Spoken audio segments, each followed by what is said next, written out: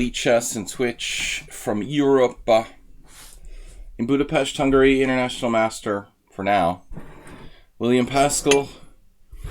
We're reopening our Wednesday streams, which we haven't done in 6 months. Weird Wednesday, unusual openings. We're going to be taking challenges between 5+3 and 7+3. Probably a small turnout today because people just don't know that I'm streaming on Wednesdays anymore. But here we are. So let's get started. I'm going to go find a victim in the... victimize someone in the lobby. Let's surprise somebody here. Create a game. No. Lobby. Alright, 5+8. Ishmet. It's a little bit long. 5-0 casual. We could do that. I'd rather get an increment. 15. No. Too long. 3-0. Too short. It's like Goldilocks and the Three Bears. No, this time control is too short. I want to get something we can talk about. 5-0 provisional. 9-0.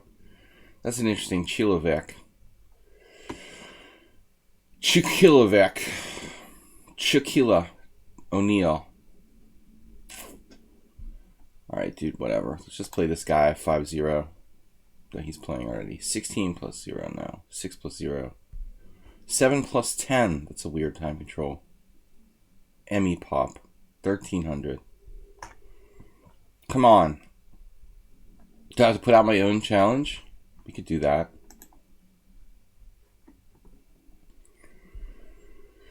not chess 960.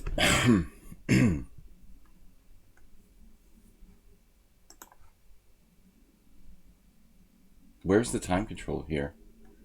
That's weird. Okay, this is my formula. Whoops. Alright, whatever. 5+8. Can't find a normal game. 1300. I mean, come on. A little bit low. 10-0. Kind of long. Let's get a challenge going on. Our moderators are all working, presumably. I have to find some unemployed. JCS isn't here, is he? Asterbate? I was going to say we have to find an unemployed dude to be a moderator. Most people have jobs, unlike us. Alright, 5+0. What's up, Asterbate? A faithful follower knows that I'm starting the Wednesday streams again. I did say I would start maybe late today. I didn't know whether I was going to start at 10 or 10:30, but I had nothing better to do. Managed to wake up in time. Let's get this guy. Get him. Weird openings, B4. Start with a little B4. What do we got for weird openings today?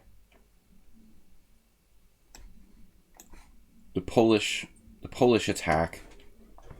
Polish opening.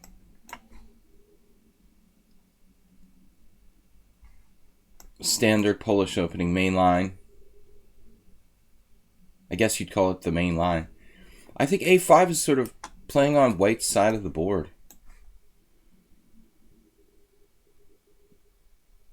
It's tempting to play A5, but I always feel that that's slightly... This is a provisional account. No, he just hasn't played in a while. He has 749 rated games. He just hadn't played that. That's what happened to my rapid rating. That's what happens to you. D4, is that a problem? Not really. He can't support D4 if he pushes that. I think the way he's playing this is viable. But he cannot support D4. What does that mean exactly? It's a good question. What does it mean for me here? Should I play... If I play D3, he can take and then... He's playing this pretty well, actually. He can take and play the symmetrical pawn structure, like... Not super happy about that.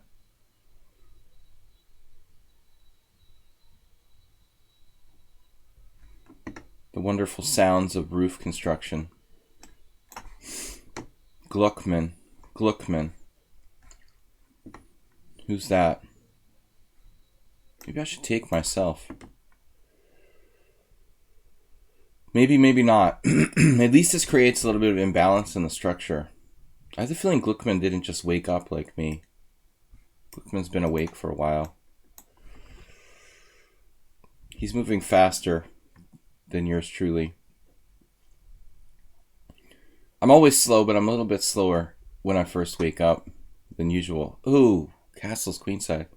Okay, the structure over there is closed, but that is kind of nuts. Knight d4.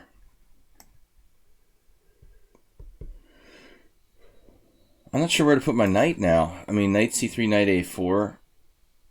That's a nutty way to play, man, honestly.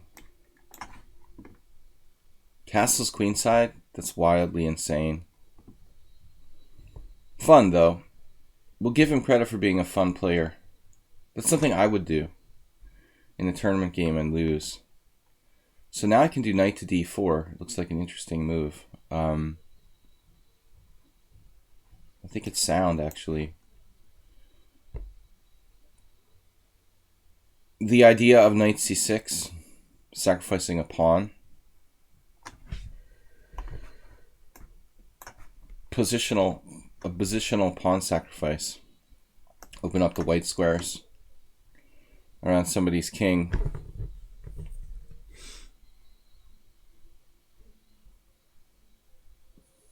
Positional.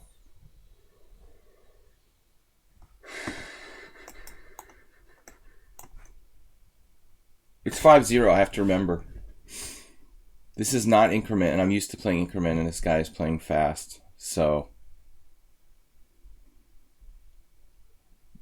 I can't rely on my usual incremental system. Sometimes you have to go back to go forward. One step backward and 2 steps forward. Hello, all 6 of us. Surprise, it's Wednesday.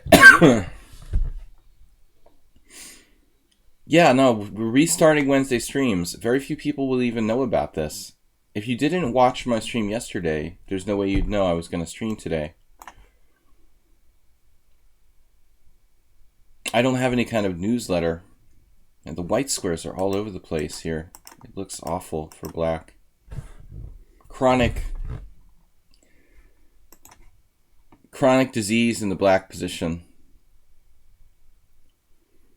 1:10 a.m. Weird openings today. Yeah, that's the theme. We're back. Morales, you were here yesterday, weren't you? He's just falling apart. It's the kind of trap, though. Knight takes d5, queen e6. I'm not in love with that. Plus he's got c4.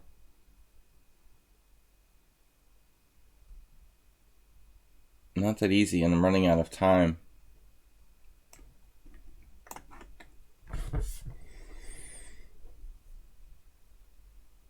You had the flu? Today better? Last night I thought I was coming down with something, but it looks like not.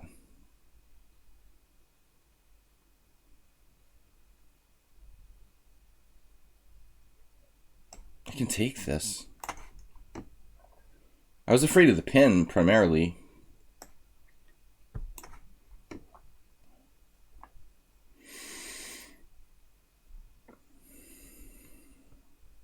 Polish opening rocks. Dude.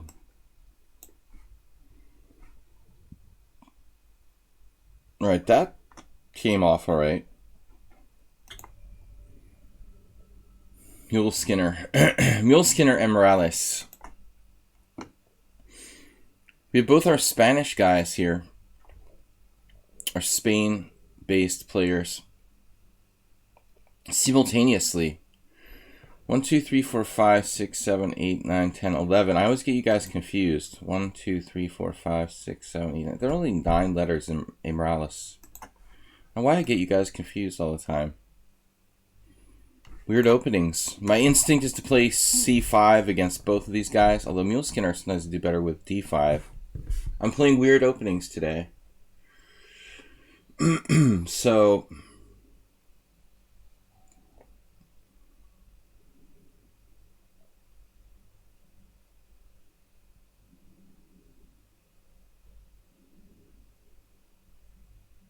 what do we do?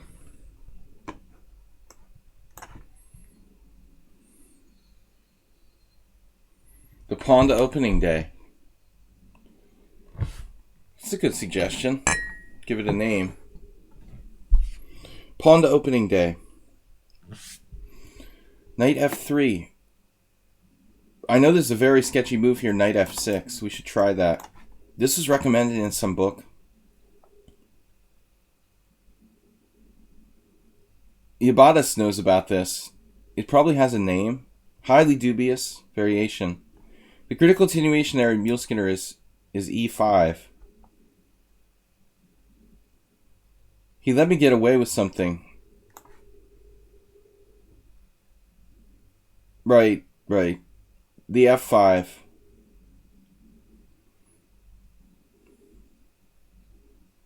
I still don't know why that's called the Colorado Gambit. Does anybody have a clue how it got its name?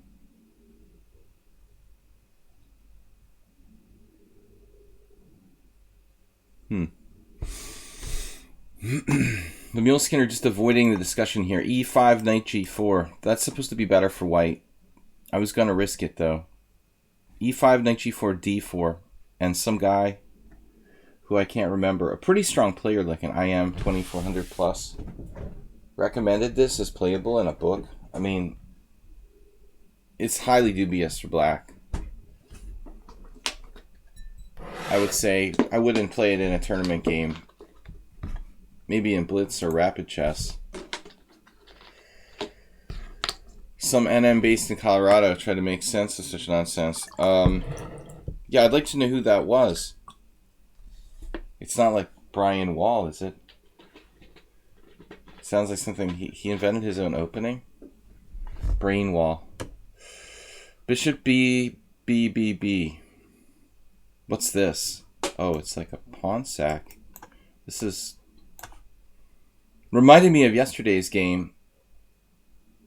I lost against Vichy. This isn't quite the same. Knight g5. Knight e5 or knight g5? Knight e5, queen d6, knight c4. I thought it'd be fun. Or knight e5, bishop d7 is the normal way to play it. Dubious.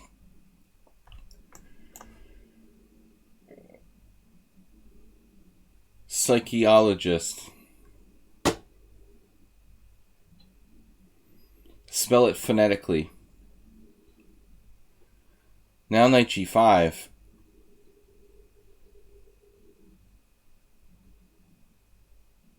Obviously, this is dubious for white. But we're having fun. That's the important thing.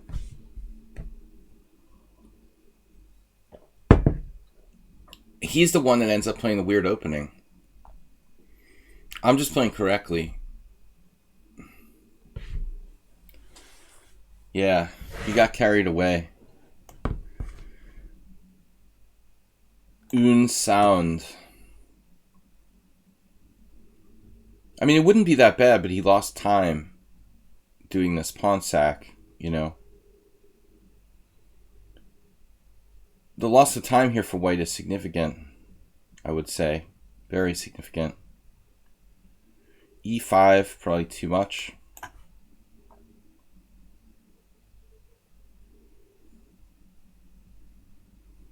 It's basically like a f6 in your favorite opening, Morales. Bishop c5, check, king h1. Forcing him to make a useful move. It would stop d4 temporarily. I don't know if I want to stop d4, actually. don't really want to stop it. Probably I want him to play d4, don't I? Well, it's just a normal Budapest gambit now. It's like playing f6 in the Budapest gambit. That's what I'm saying. Well, the main line with f6 in the Budapest is probably the best way for black to play in that queen d5 variation. The main lines with e3 and queen d5. I looked at that with Morois. But I don't think he's playing that anymore. You know, it's not that bad. You're down a pawn, but you have structural compensation. The Budapest is not that bad. This is like a tempoed down Budapest.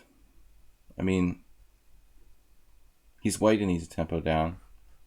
Still, he's got his Grand Prix attack formation going on here.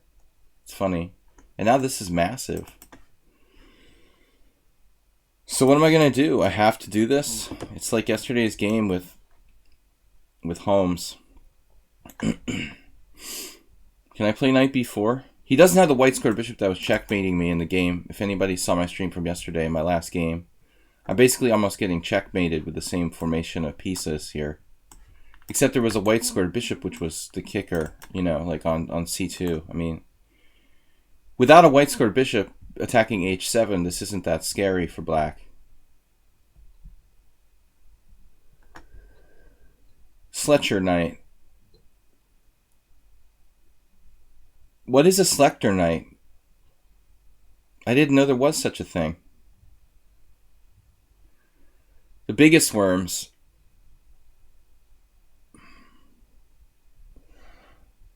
I never heard of a Selector knight. What is that, Antonio? You mean the Selector knight is the knight? What are you talking about? Interesting terminology. Knight e4, knight c5? Knight e4, knight c5? I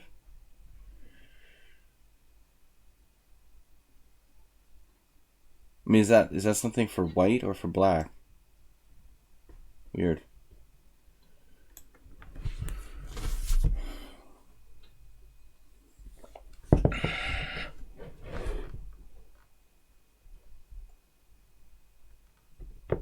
Knight e4, knight c5, like in the Fajarowitz or something you're talking about?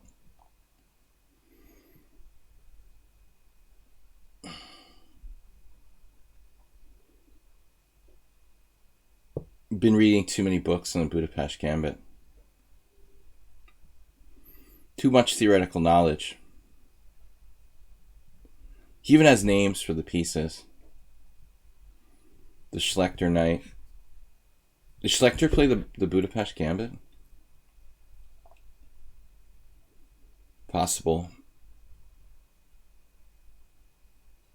Dude, are you kidding me? Strong player. He was like almost world champion. You underestimate.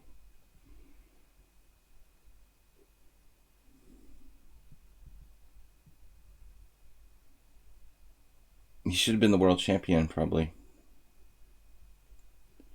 Yeah. Just that he died prematurely. He easily could have become world champion. No, I have a collection. I have a really nice hardcover collection of all of his games. A lot of people called him like the drawing master or whatever, but that was kind of deceptive. I mean, he was actually, I wouldn't have considered him like a passive player.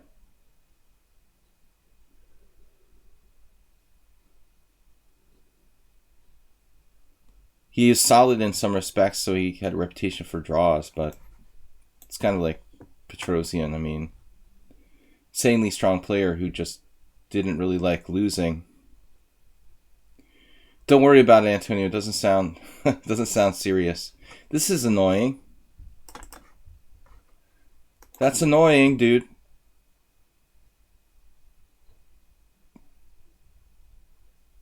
Oh, I don't really want to do that.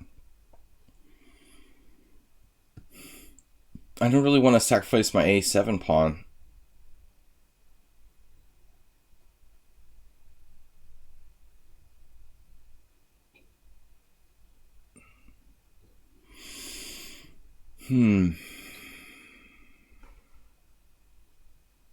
Just don't.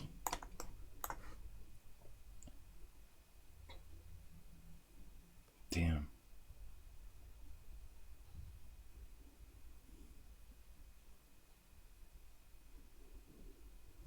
Maybe we can beat him on time, but I'm screwing this up.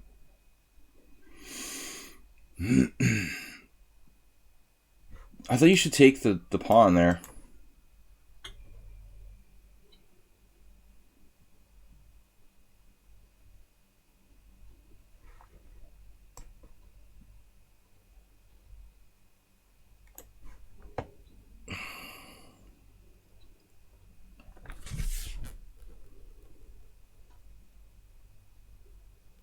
This doesn't even work, does it? Jeez. Morales is like a genius. I mean, Mule Skinner. Stop playing next to each other. Your names have 11 and 9 syllables, respectively. Whatever, letters. They're called letters. You're not allowed to play like Mule Skinner and Morales on the next challenge.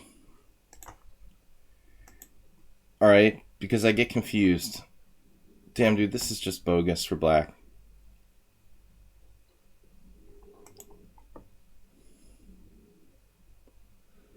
Knight b4 is not crazy. This was my entire plan. It's a double attack. But this is a strong answer, unfortunately. It's not crazy, it's just bad, okay? They're different. Crazy and bad are different things. Have the frickin' pawn, man. Leave me alone, dude. Leave me alone. Positional sacrifices. It's all about that. It's a closed Sicilian. Everything I do, he manages to find a defense against. It's like freaking Spassky. Unbelievable.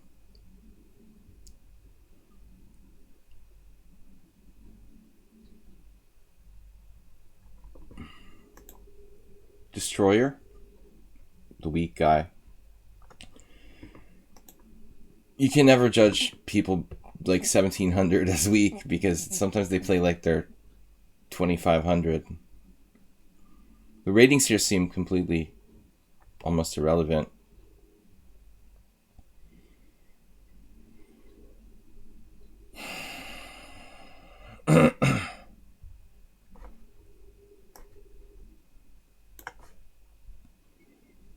Desperately trying to break free.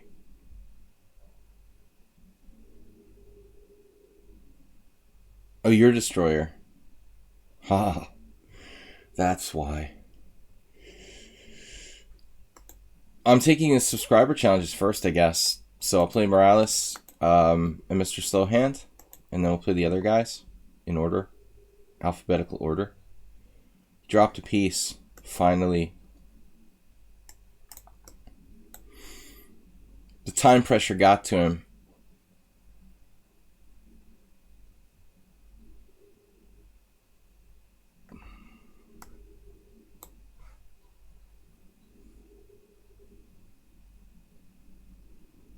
One last try. Well, whatever.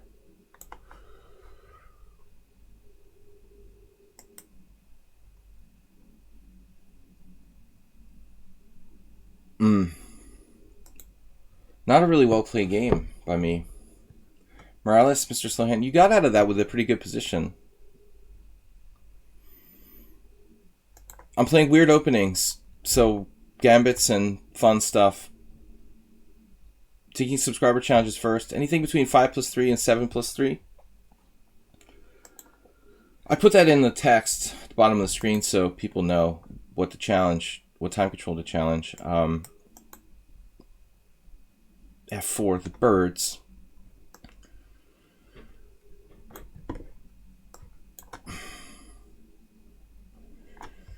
The birds is the words.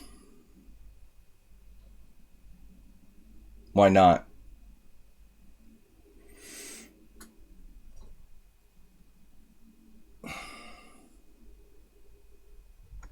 Why not? If you do it with white, why can't you do it with black?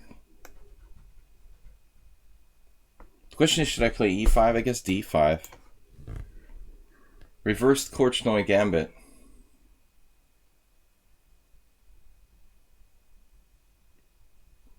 Normally it would be like d4, f5, g4.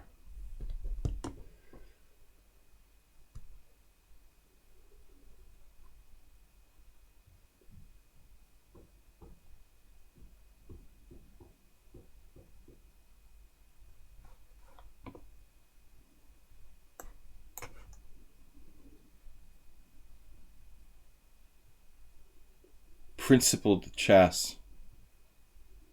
The principles of chess. If I play h6, how's that?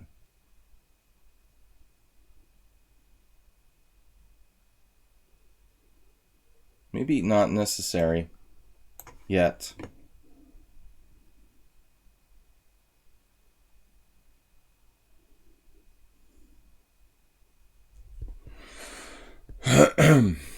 I'd like to play this as a wing gambit, type of idea.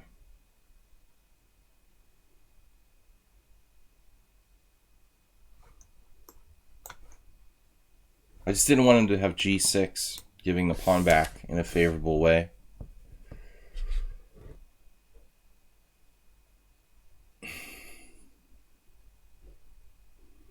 It's all in the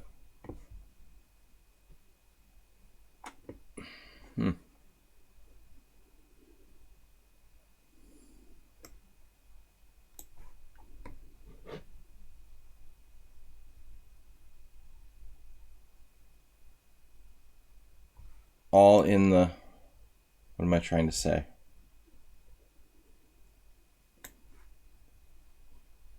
I can play e5 later on.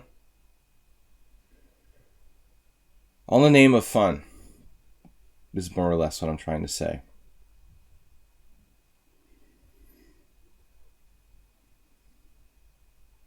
What king side? Who needs to stake in king side? My king side is filled with pieces, dude. We have lots of ammunition.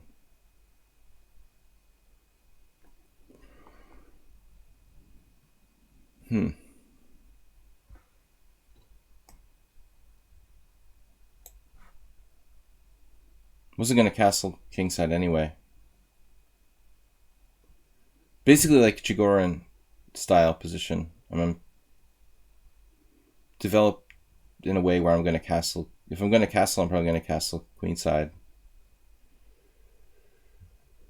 I think Morales would appreciate this. He loves to castle queenside with black.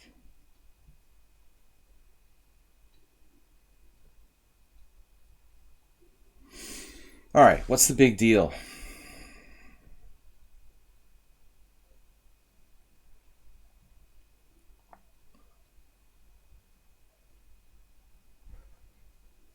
Bishop h6. Doesn't really do anything.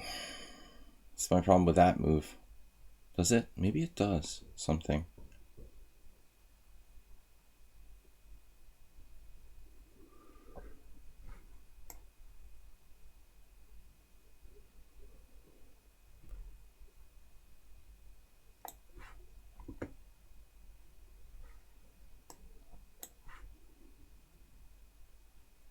Maybe I shouldn't even bother with a6. Setting him up for this. He's going to try to castle queenside as well now.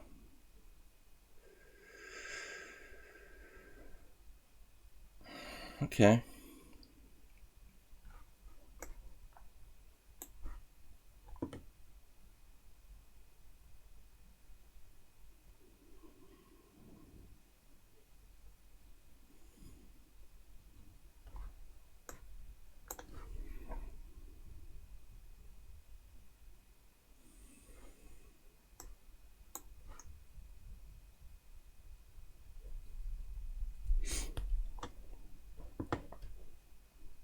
That's a pawn sack.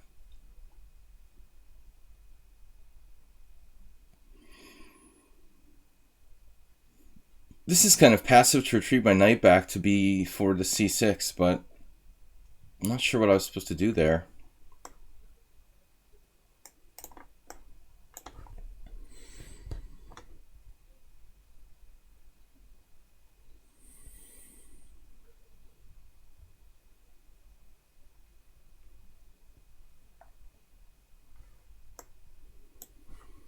The battle for the center. There it is. Give it up. Give it up.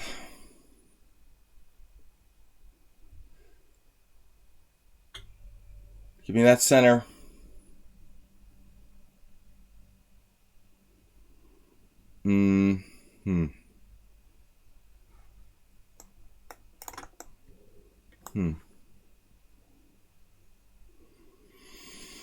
That is annoying.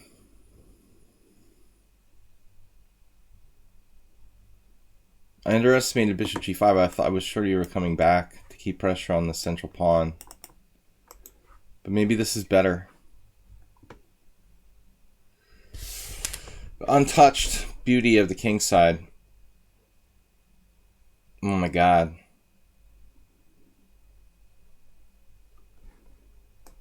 The uncompromising one.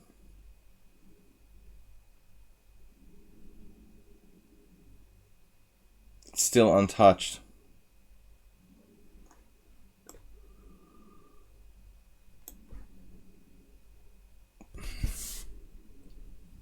Brilliant positional play. Marlis hasn't beat me in a long time, but I don't know. It feels like he's been scoring better. He was doing well for a while. This game, I'm a little bit over the top. Wow, super solid.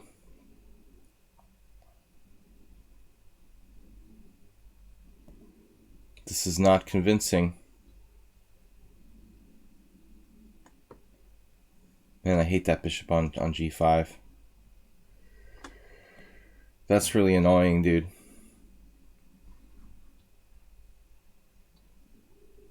Well, I guess I have to develop one way or another. Just no choice.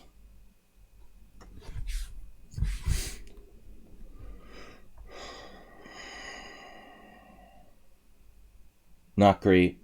We never got compensation for our pawn. I lost the one time I played this with white, too. In the real game.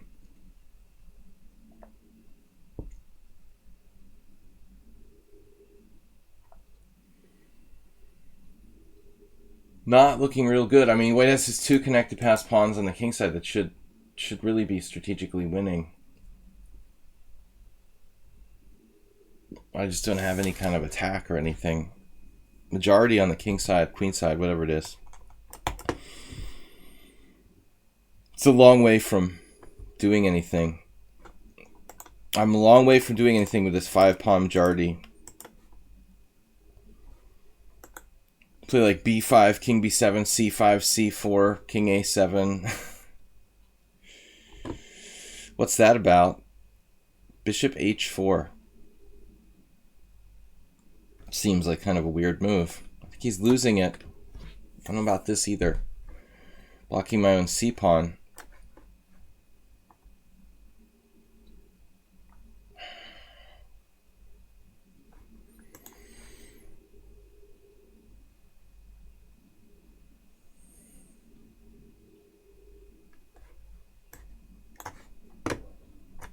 I'm really struggling for a plan here.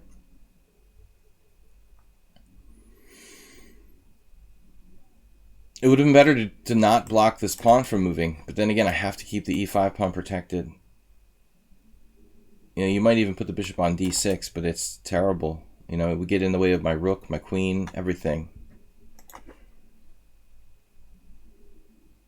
I've got the fishing pole threat here of knight b4.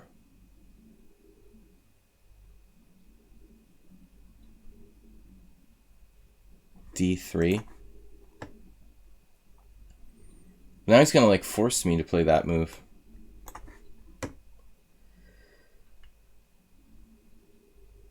But, I mean, his queen is so stupidly placed on h2 that I don't mind, really.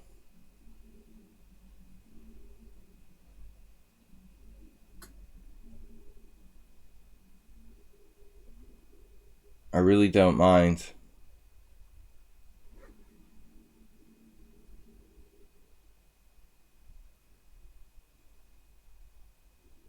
Still like 0 threats for black. Lose the exchange. Man. This doesn't do anything.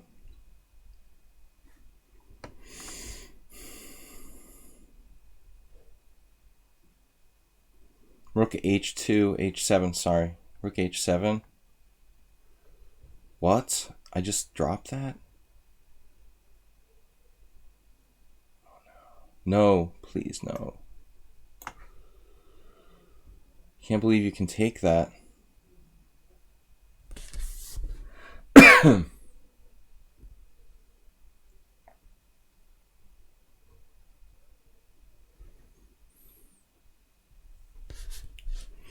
is terrible.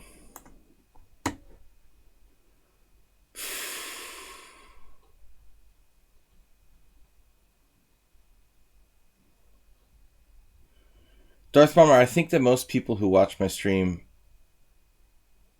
well, I mean, there's a large range of strengths. The average seems to be around 18 or 1900.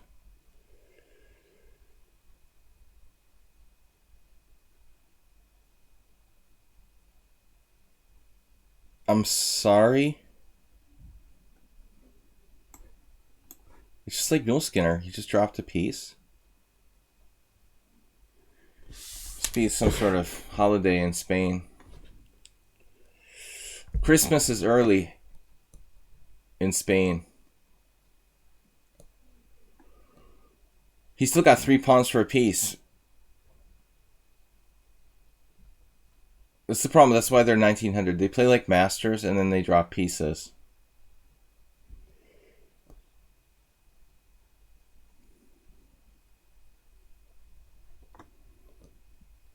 All right.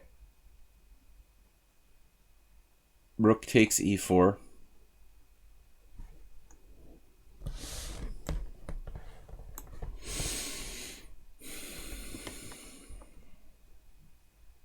Slight problem.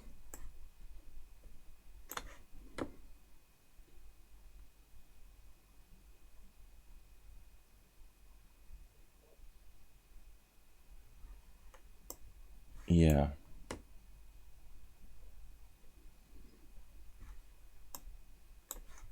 It's kind of a passive move, but we'll do what we have to do. Yeah, they're blundering to make it fair because they feel sorry for me. That seems to be what's happening here.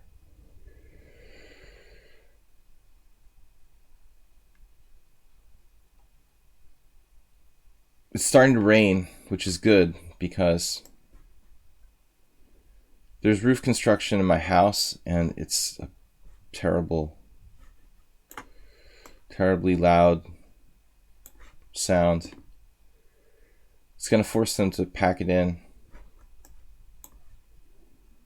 I have to record a chess video. And it's going to be hard to record videos with people banging on the roof.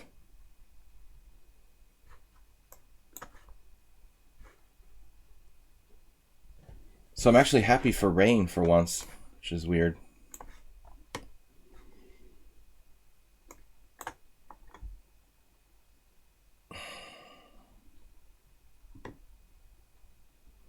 Where's the mate? A5, king A4. B6, G7, and I'm in trouble. There's C5.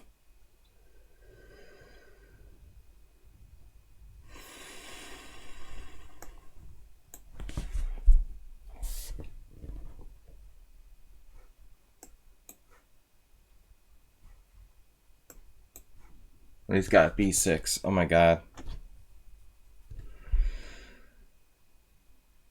B6. Your only defense. Threatening mate.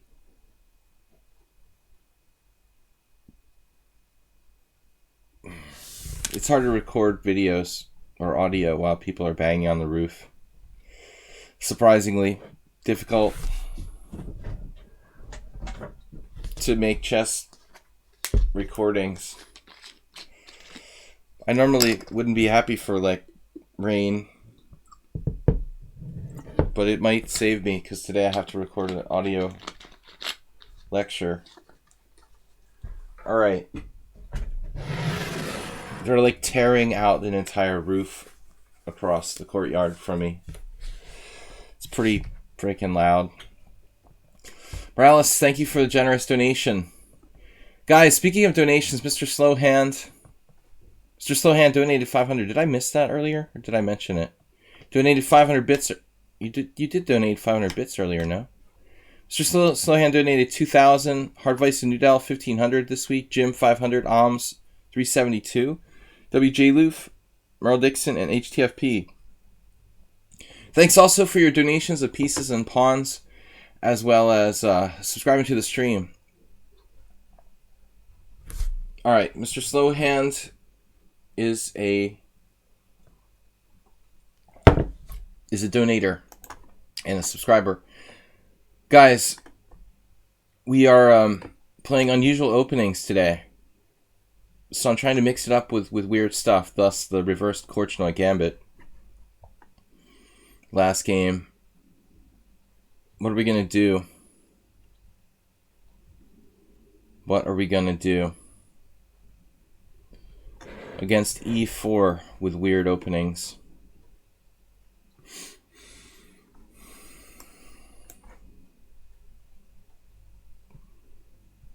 Build you up. Like Arnold. I've never played this opening before. The Brooklyn. It kind of makes sense though.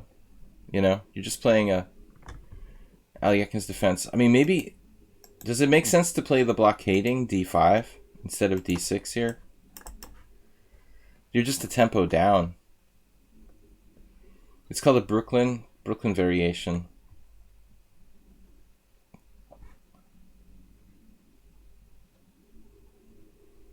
But I'm just not sure if I'm supposed to blockade the center with D5 or counterattack it. I mean, but neither of them should really be enough to equalize.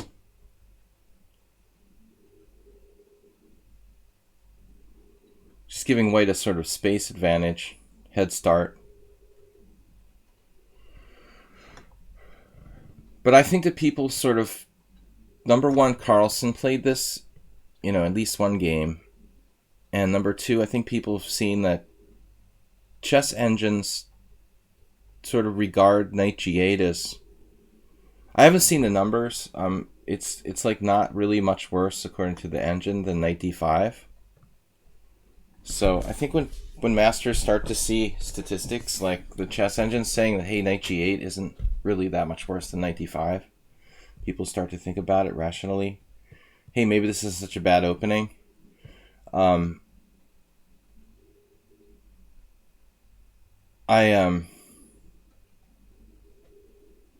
don't know, man, I read books, you know. So, knight f3. You know, people talk about things and you hear it and then you just try it yourself. Of course, I've never played this. But I have played the Alyakin's defense proper.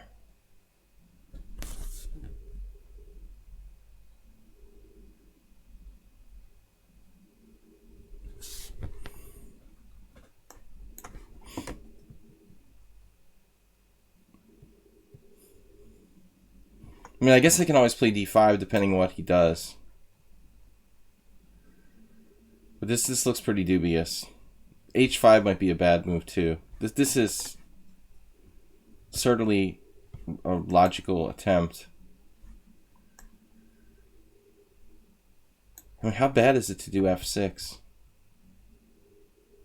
Am I getting mated if like bishop d3, pawn takes knight? Bishop takes g6 check, king d7, e6 check, king takes e6. Something crazy there.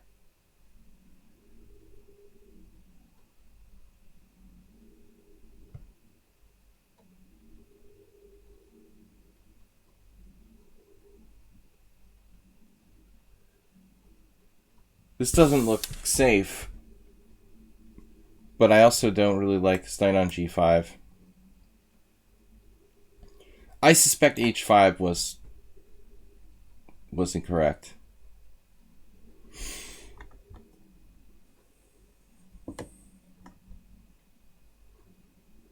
Yeah, my problem may not be immediate here. You know, maybe he can't mate me or refute this directly, but I just have a lot of weaknesses in my position in the long run. I think that he could just move his knight and probably white is just better. Hopefully he'll waste all his time trying to find some forcing continuation that doesn't work. But bishop d3 is interesting. Pawn takes knight, bishop takes g6 check, etc. Yeah, this looks really bad for me, actually. But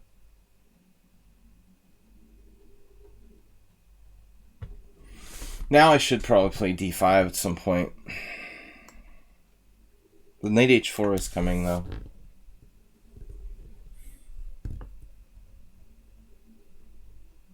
Ooh, this is bad. I guess I can play it d5. Man, this is the pork chop. I'm basically playing the pork chop, an opening I learned with white 30 years ago. You play f3, you follow up with king f2, and then you play h4. And it takes the form of a pork chop.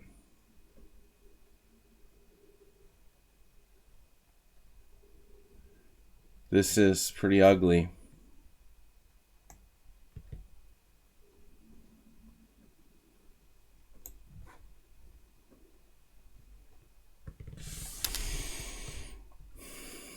You guys don't think you don't like the king side? It's a great king side. Actually, bishop f5 here.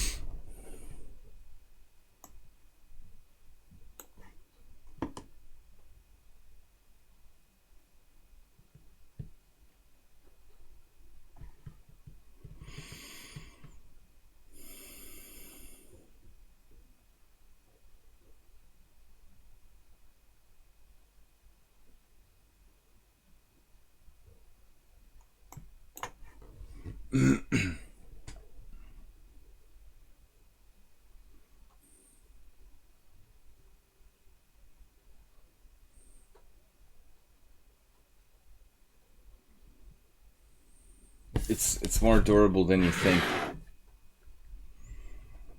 Not really.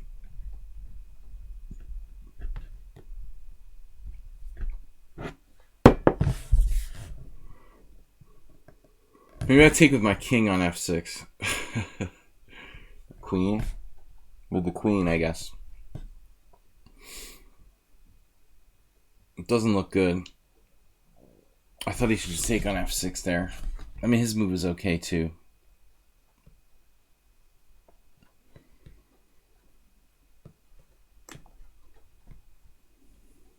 And this is truly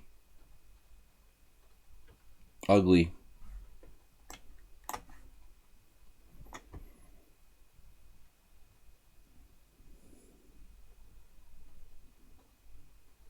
I mean, maybe I could have taken on c4 last move.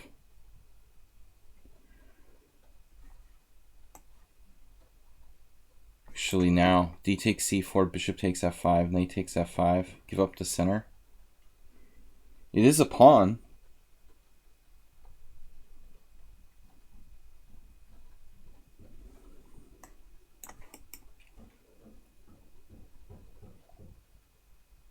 These guys are working on the roof in the rain.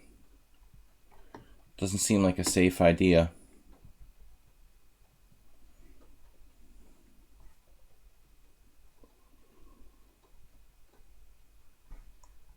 All right.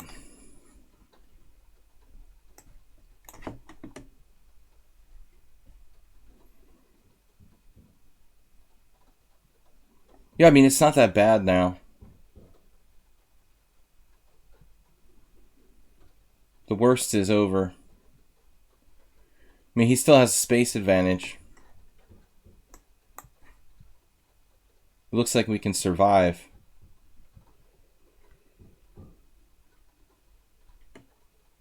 Which way to play this?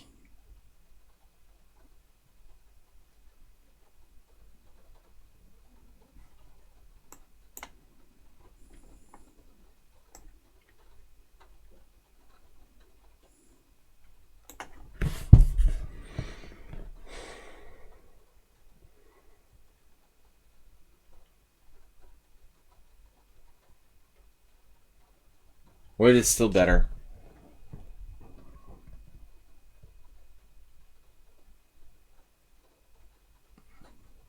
King e8, king d7. Walk away.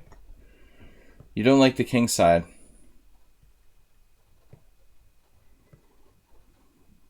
Mr. Slowhand's a good player. I think he's underrated by a lot. He should be over 2,000 probably.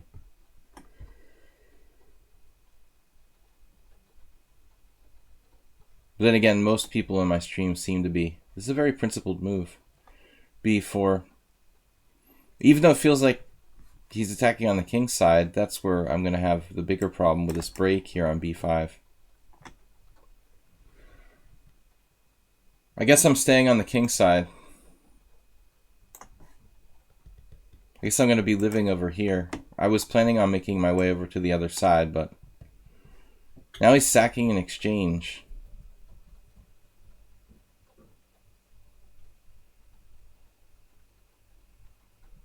I just don't believe you.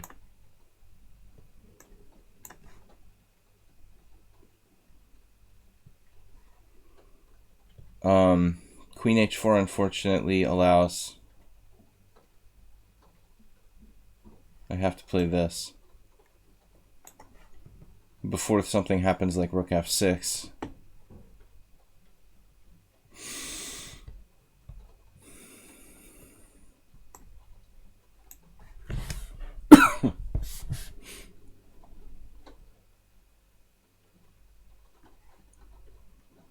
He's running out of stuff now.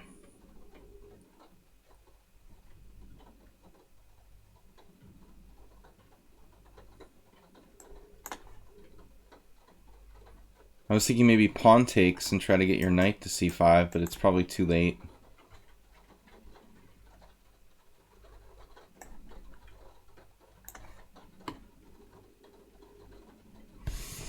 The pitter-patter of raindrops.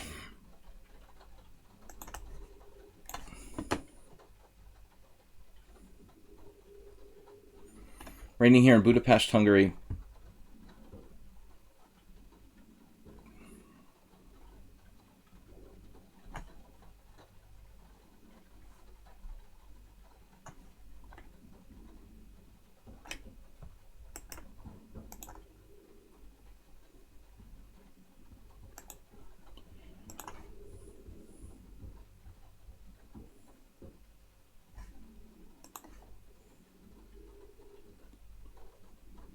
For an original question. Something new and unusual.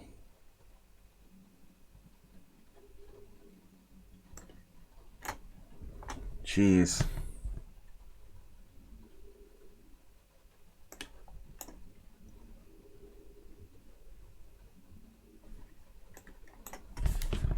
Yeah.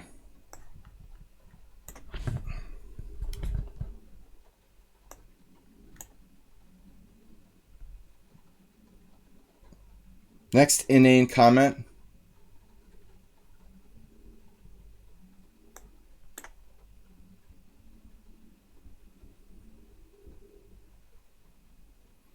I don't think I understand the question. Like, is there something wrong with living in Budapest? Like, where do you live?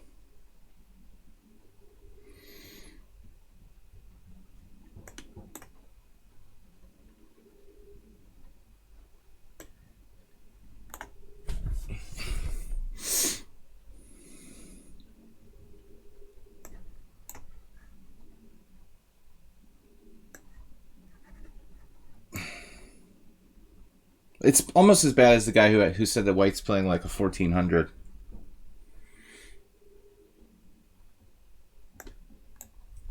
That's the first bad move white made. His first 1400 move.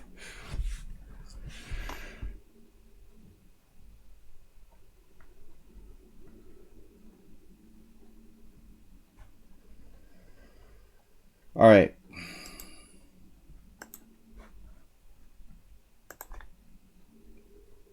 No, there's this general sort of looking down upon the rest of the world that I get from a lot of people from the United States.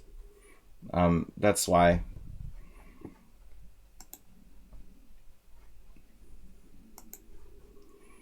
All right, let's go. Like, a lot of people in the United States seem to look down on the rest of the world. I can say that because, I'm American.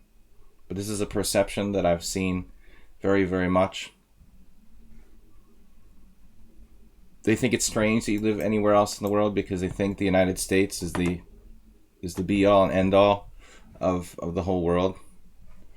I'm just getting that question all the time. It's like the most common question I get. So sometimes I get irritated because I have to answer it constantly. It's like if somebody asked you the same question every day for like 300 days in a row, that would be the one question that I'd be like, oh man, not again, It's just, sometimes I get irritated with this question. Let's take some more challenges. Vahag, we've got no more subscribers. Pop Tamash challenging me. All right, let's play him. What are my fellow Hungarian? I'm not a Hungarian. I'm just a migrant. But what are my fellow Hungarian chess players here? I got to play a weird opening though. I don't think I've played Pop Tamash for like 10 years.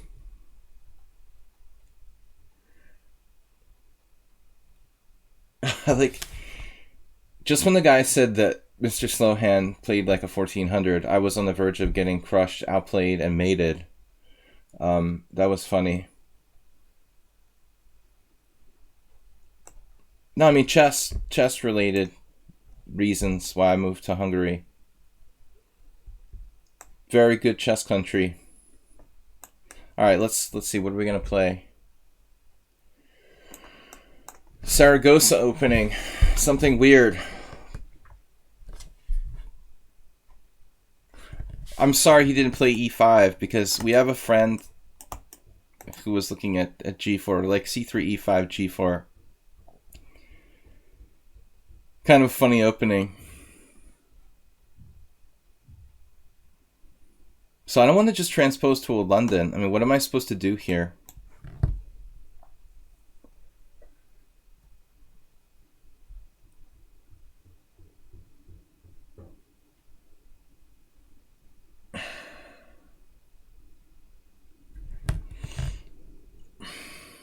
So it's just like a reverse check opening or whatever.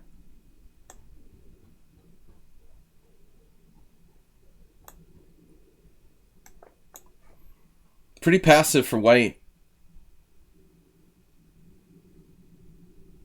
But Mr. Slowhand, that was amazing that I thought I was just winning easily and I had no way to put you away. And I almost lost because I was lost probably there once you destroyed my pawn structure and you were penetrating with your rook and stuff. I mean, I timed out the guy who called you playing like a 1400. I mean, that's just rude. Even if you were playing like a 1400, it would be rude. But you weren't, actually. In fact, you almost won. But I thought I was winning easily. So now we're just playing like a modern defense with colors reversed. It's really not a unique opening. Yeah, I'll be a little more careful against Pop Tamash. I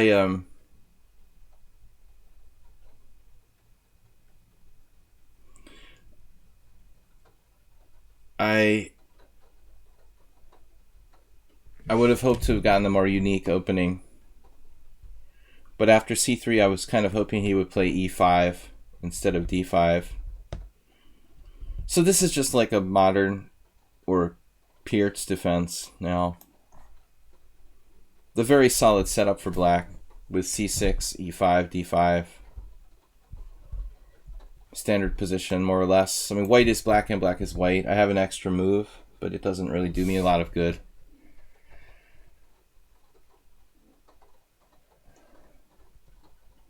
This is an interesting question. If knight d2, can he play e4? I guess I could just play e4.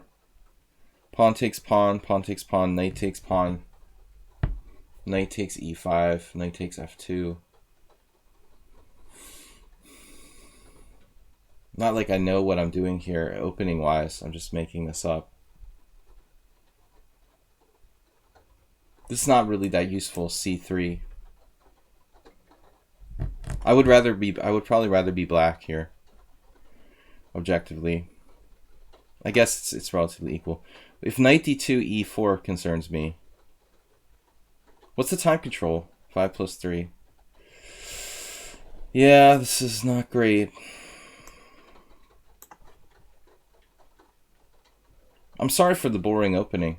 I wanted to get something more interesting. I couldn't come up with something creative after d5.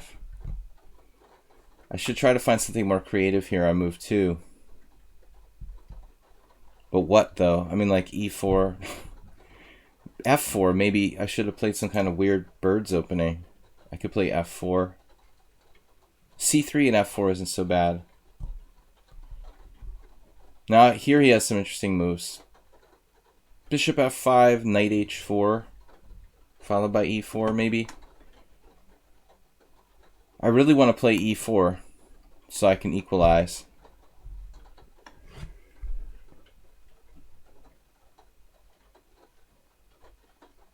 Baron Zen, I'm sorry, but I just get really irritated with that particular question.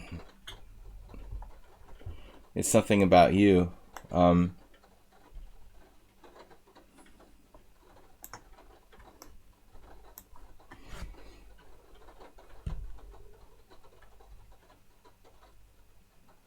Alright.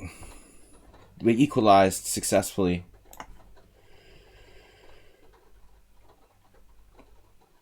I actually played the same setup the other day that he's playing here. I had a game with one of our regulars. Turkey Farm. It's a very, very solid way to play with black against g3.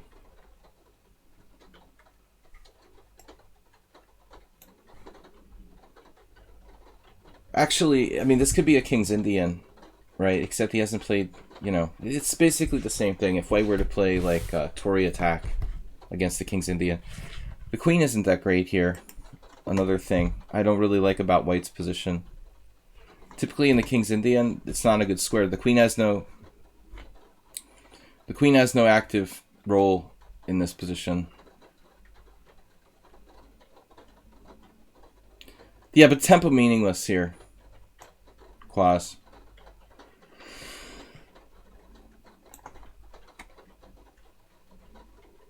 Tempos have very little meaning in closed positions. It is a normal position, totally. It's indicative of my typical... We're both using too much time. My openings with white need a little bit of work. Okay, this was fun. I was playing c3, but I do play this type of position. This is a cool move, b5. Aggressive. Basically playing the Philidor now.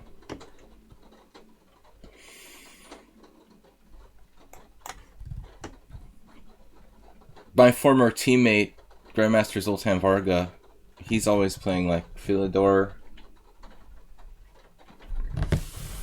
I can't stand the Philidor, really. I mean, it's like no space. Right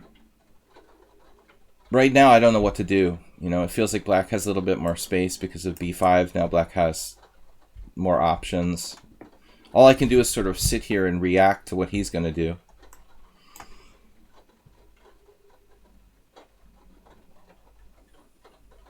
I can't play like a4 because of b4.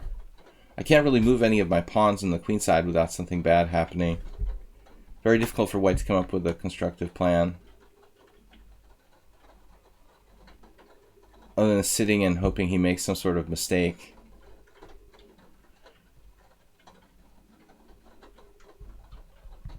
Yeah, I mean, this is not a good position for blitz. I mean, any kind of closed games are terrible to play in blitz. This takes a lot of strategic thinking. I guess I could take and play c4. Try to open the game. But I'm risking the d4 square. My fear here is that if I give up the dark squares, I can have some problems. So like ed, cd, c4, bishop c5 or something like that.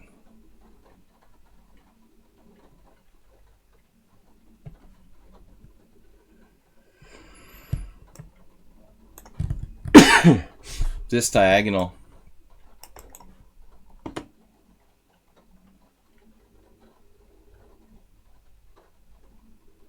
All he has to do is like modify the position of his queen and bishop. If he could put this on the... Actually, that's a good move. To make the position symmetrical kills my dynamism. My last chance was to take on d5, though the previous move, objectively. Last chance for something really interesting. Now it's like equal. I have a bad bishop. Typical King's Indian attack type position. Black's very solid. So now c4. c4 double-edged. He must take or take on b4. c4 bishop d4.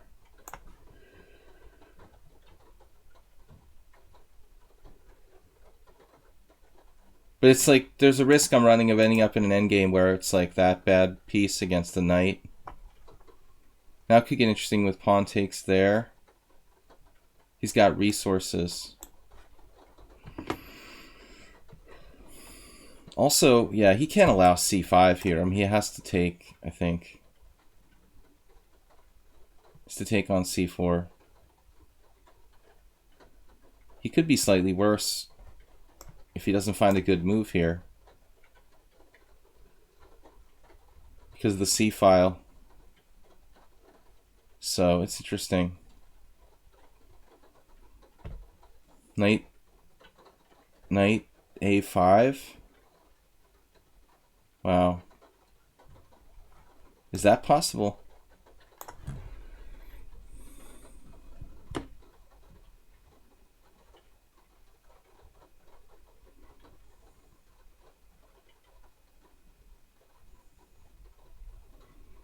It's an awkward defense. Knight takes c6. Knight takes c6, b5.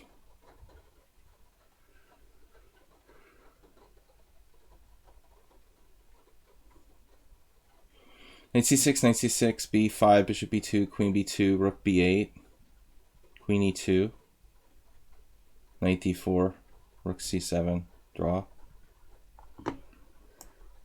Could I take on d4? He takes with a pawn. That's the problem.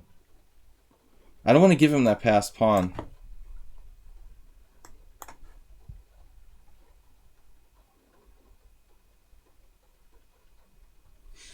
So you can probably equalize, like bishop b2, queen b2, rook b8, I was thinking. But this is also okay. Wait, can I take on d4 now?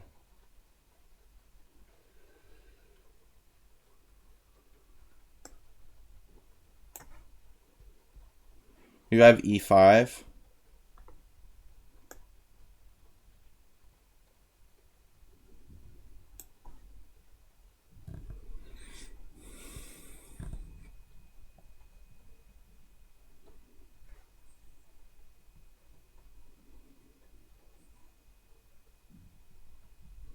Bishop takes c6. Oh no, I miscalculated. Whoops.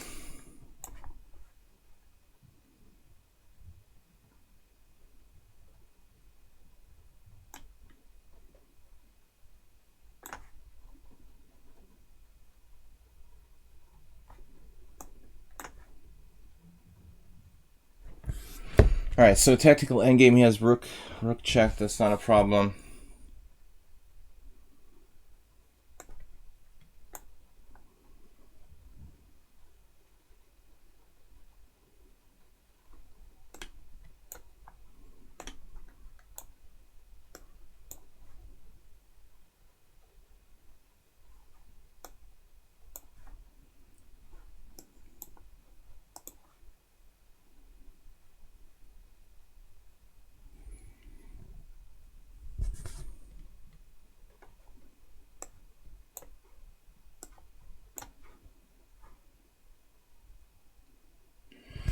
Alright, man, thank you for the game, Tamash. That was fun. Fun game, dude. Oh, dude, that was funny. I had e5. Just kind of lucky because I didn't plan on playing e5. But I think he was equal in that game, probably. But he played aggressively with b5. He didn't have to do that. Good game. I played a normal opening. Let's think of something here. All right. Well, I played this by accident. I'm not supposed to play normal openings today, so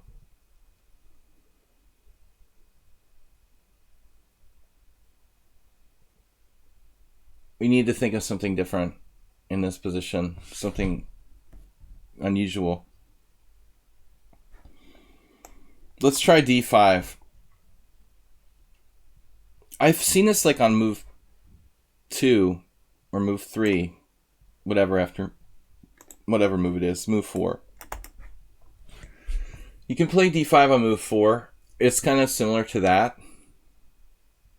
I wonder what's the difference here versus playing it on move 4. d5 is not normal. I forgot for a second we were doing weird openings today, and I went back to my normal opening. We'll try to salvage it with this very strange move, d5. So, I mean, I think the critical question is bishop b5. That's what would happen in the other line. Bishop b5, d takes e4, knight takes c6, queen d1 check.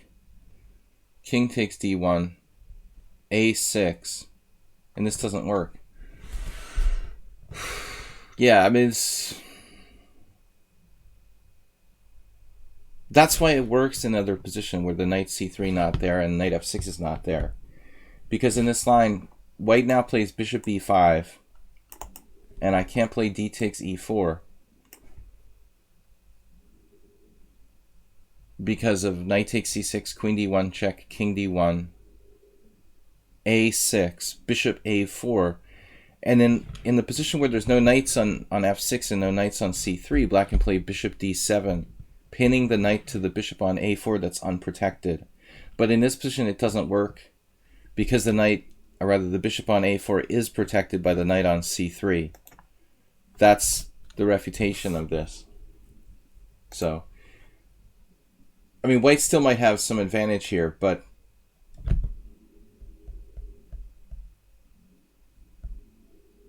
I think, let's double check I'm okay here. Knight takes d5, bishop e5 now, bishop d7, can't play that. What am I going to do after knight takes d5, bishop e5, knight takes c3, only move? Yeah, that's okay. See, that's the difference. Mr. Slowhand, sorry I have to go. Thanks for the game today. 500 bits, sir. Very generous.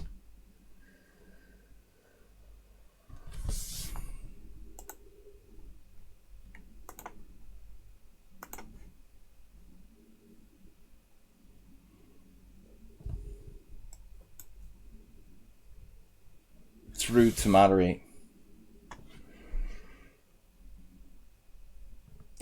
he should be working for the White House Twitter feed or something. All right. E takes d5, knight takes d5. If bishop e5, knight takes c3.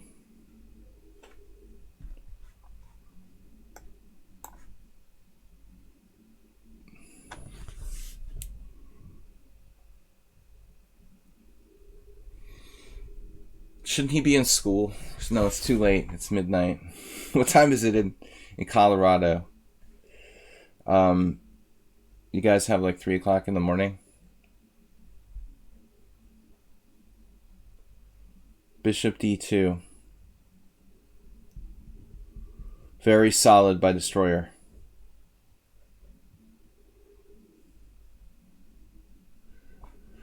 Should be getting some sleep for school tomorrow.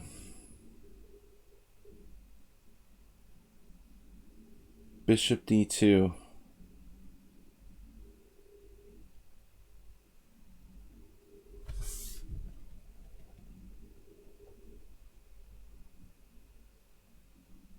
Yeah, I don't know why I would ban anyone for insulting my viewers. Can't imagine. Very inappropriate. I'm out of control. So what are we going to do here? This is a super solid move. Bishop d2.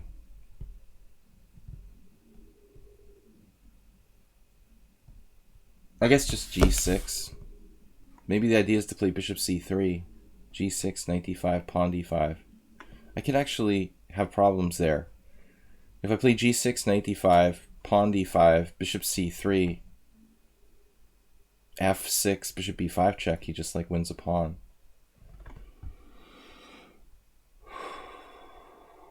e6 is a fine move, but it's passive.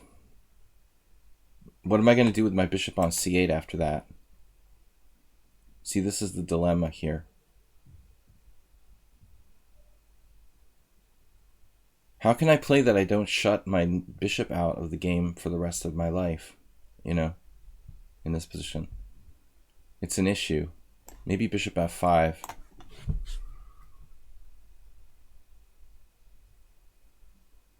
I'll try to play bishop f5, take with the queen on d5, I guess.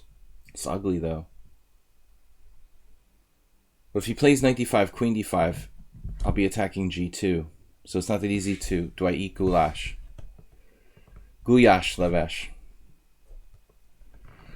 It's basically like a really good beef stew. But it can be served as a soup or like a normal dish. Not really in soup form. Yes, one of the best traditional Hungarian dishes you can get. Beef or pork is more common. Maybe beef, I don't know. Very good food. Better than your typical American beef stew or something.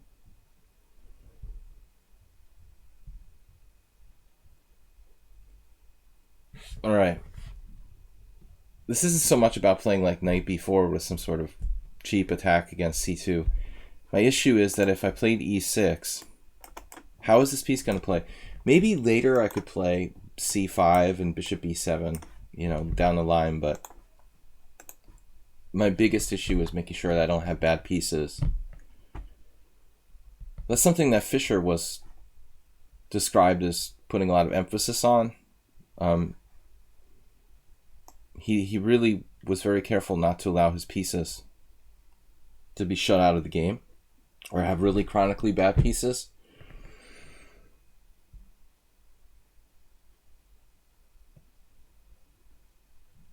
Yeah, I mean, Hungary is really good for its food, but not, you know, not a light food. But you can find anything. I mean, it's really become very cosmopolitan, and Budapest, particularly, I'm talking about. Find any kind of food here that you like from all over the world. But the classic Hungarian food is excellent. I wouldn't have stayed here if I didn't like it, you know. but I do get homesick. I spent the whole summer in the United States. I was just getting back here after 6 months. I'm probably going to be living here permanently, which I basically was in the first place anyway. But I used to go back in the summer to the United States, and that might not happen now. I don't really have a place to go back to anymore. I'm a U.S. resident without an address in the United States at this point. Well, my home base was Massachusetts, but I have to sell my house, so I'm going to be homeless. Very soon I'll be homeless. Not really, but homeless in America.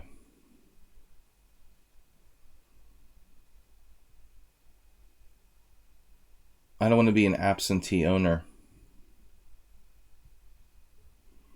GP Bear, do I have kids in the States? I hope not.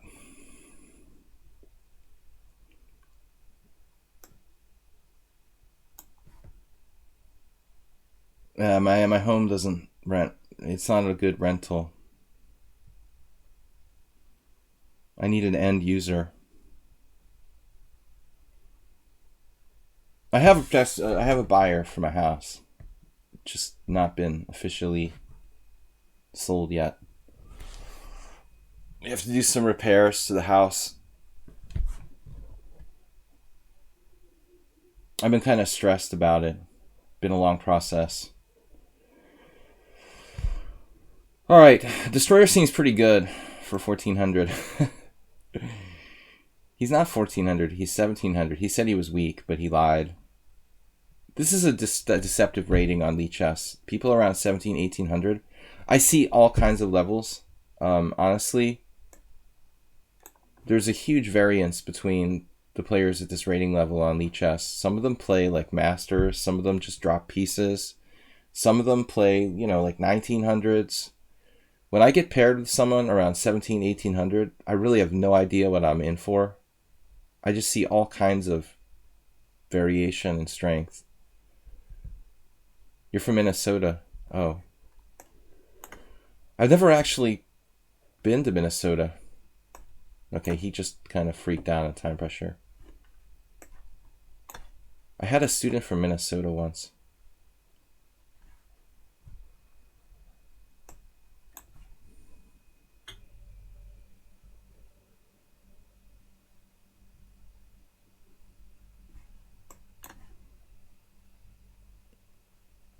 Chess player I was teaching was from Minnesota years ago.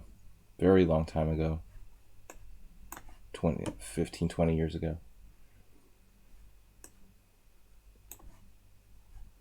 He gets the D file now. Do people in Minnesota talk like they're from Canada? Or is that just a perception I got from television? I'm sure there are like different accents depending on like which region you're from. Closer to the border or whatever. If you live in the city, you sound different.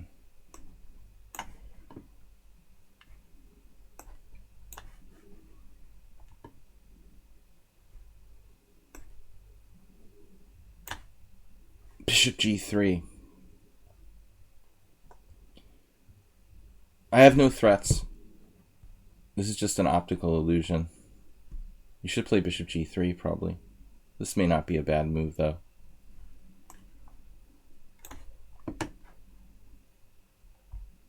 I mean, it's here or there. He's down a piece. Alright, who's up? Vahag?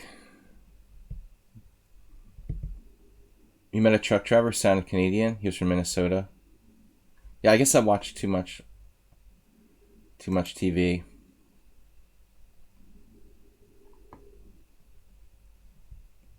There are Vikings in Minnesota. Yeah, what's up with that? I never put that together. It's so weird. I never ever stopped to think about like the meaning behind the Minnesota Vikings. I was just like, to be perfectly honest, I was just assumed it was just like a random name, like the dogs or something, Okay, the Vikings, whatever, I never ever really bothered to stop to think about it. That's interesting that Asterbate brings that up.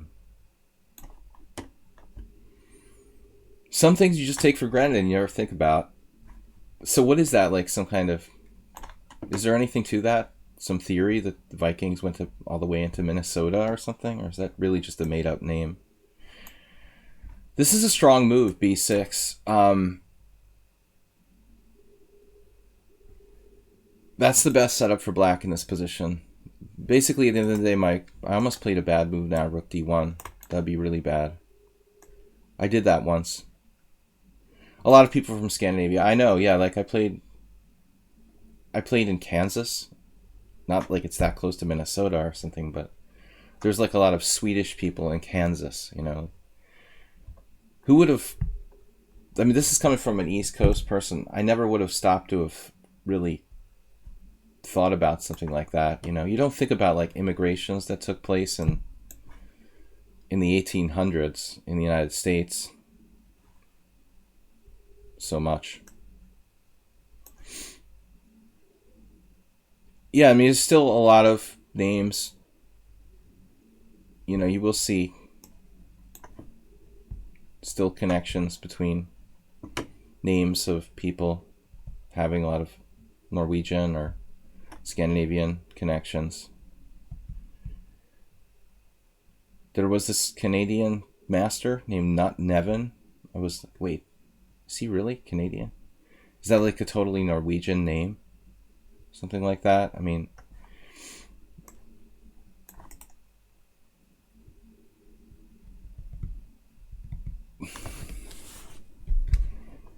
Well, Germans are everywhere. I'm basically German on both sides of my family. Germans and Italians, probably the English, the Germans and Italians are the three biggest demographics in the United States, traditionally. Polish. I came from New Jersey. It was like settled by German farmers originally, southern part of New Jersey. You would never really stop to think about that in 2019, but the first wave of immigration was primarily like German farmers.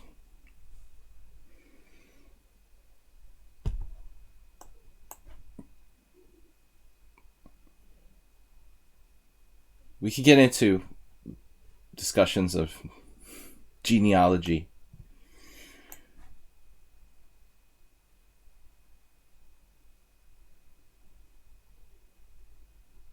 Pennsylvania Dutch.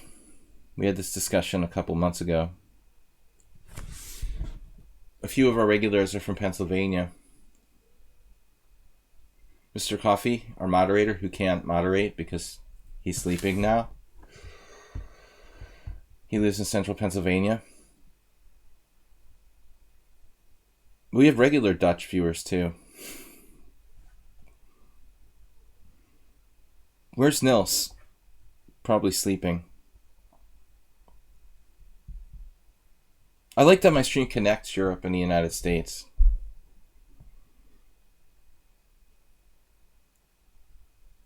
Yeah, people say pop. I never lived in a place where people said that, but I guess in some regions it's common.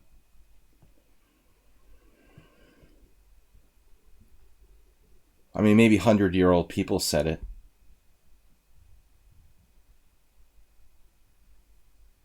I never knew anyone in my lifetime who used that term.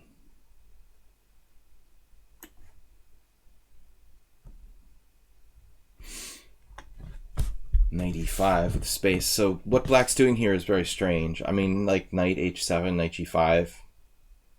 He's out there like with no backup.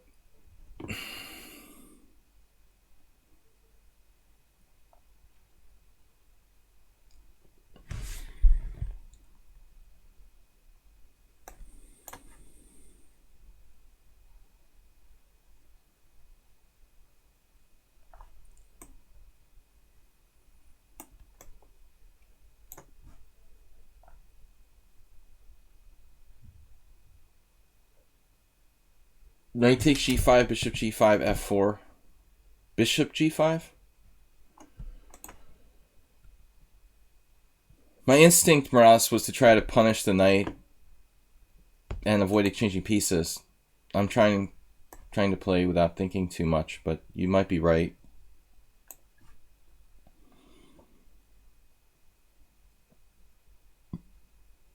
Mr. Killy, no, I mean, it's not way too fast. It's just going to mess me up because I'm used to the 3-second increment. I'll probably lose on time thinking it's 5 plus 3. I've got my whole timing based on 3-second increments, so generally I ask people to consistently play the same, but it's all right. I don't care. For one game, I don't mind. Knight f7. This almost looks like a Steinitzian type moment here. Knight f7, rook f7, rook f7, king f7, e5. It's not quite enough, those rolling central pawns. I think I'm just going to have to pull back, retreat. We forced pretty significant weakening in the black king side. I think this should be almost decisive.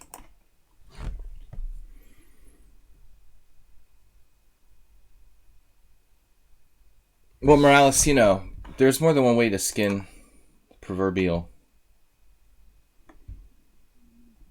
animal. Now knight g6. Knight g6 is a killer. I think it's actually strong now, although there's bishop takes g3, queen g3. That's funny. Oh, that's funny.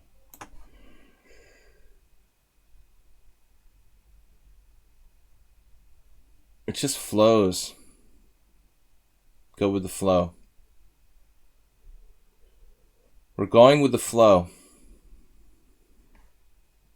I have queen g3 here. Just doesn't work. That's the problem. I totally forgot his freaking queen was protected. But it's alright. It's alright. I think his bishop's trapped, actually.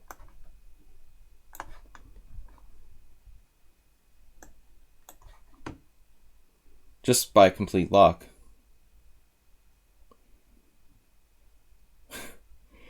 Sort of lucky, but it's also not a surprise.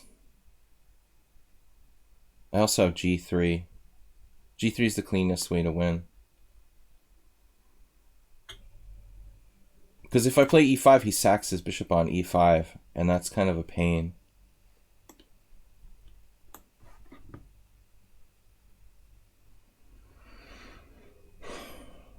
He still has some resistance here, but it shouldn't be enough. This is technically over.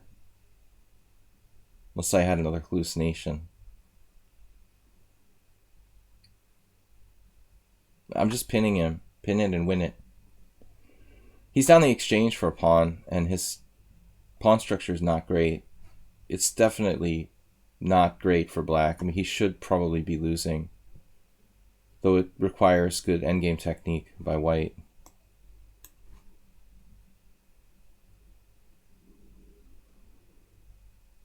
And these pawns are extremely strong. I mean, maybe I can win by nature of that, even if he was to trade queens or something.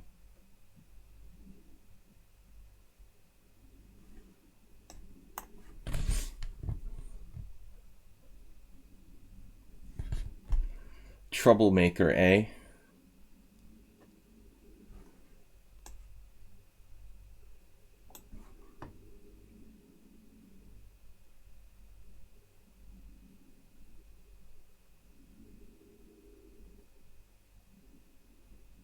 We played this player once before, I don't know.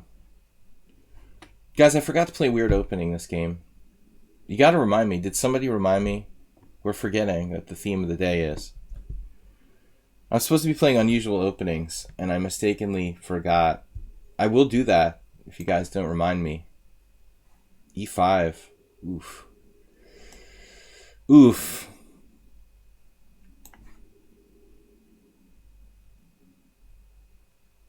CBS All Access.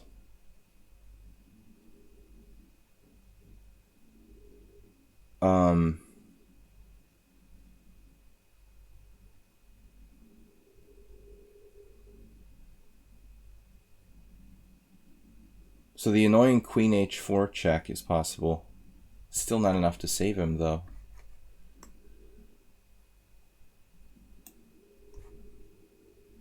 Do we still have the sub preference for the challenges? Well, no. It's the biggest donator of bits. Niels, I actually spawned you. We were just talking about Dutch Americans, and I said we have literal Dutch. All right.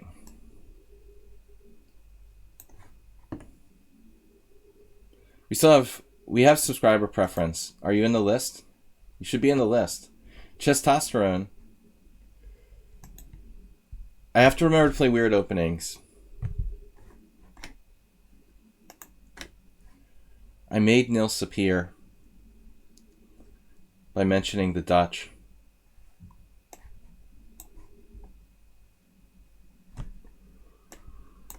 Damn, dumping on my president.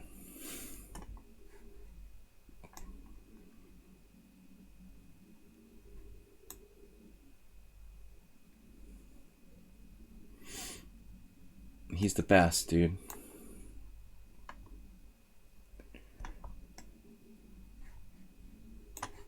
You don't respect corruption? What is this?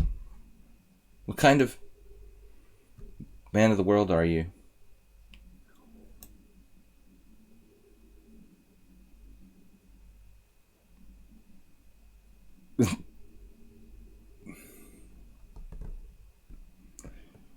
I guess it depends not where you live, Mr. Killy. I think it depends on your ideological many factors. I don't think so. Maybe sort of dictators from Eastern Europe would prefer Donald Trump. This is still not mate. I thought you had better there, Vahag. It's an ideological question.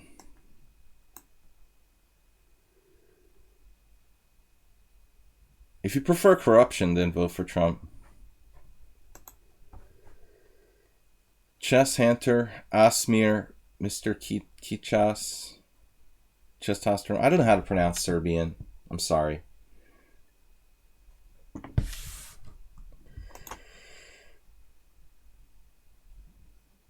Yeah, the Hungarian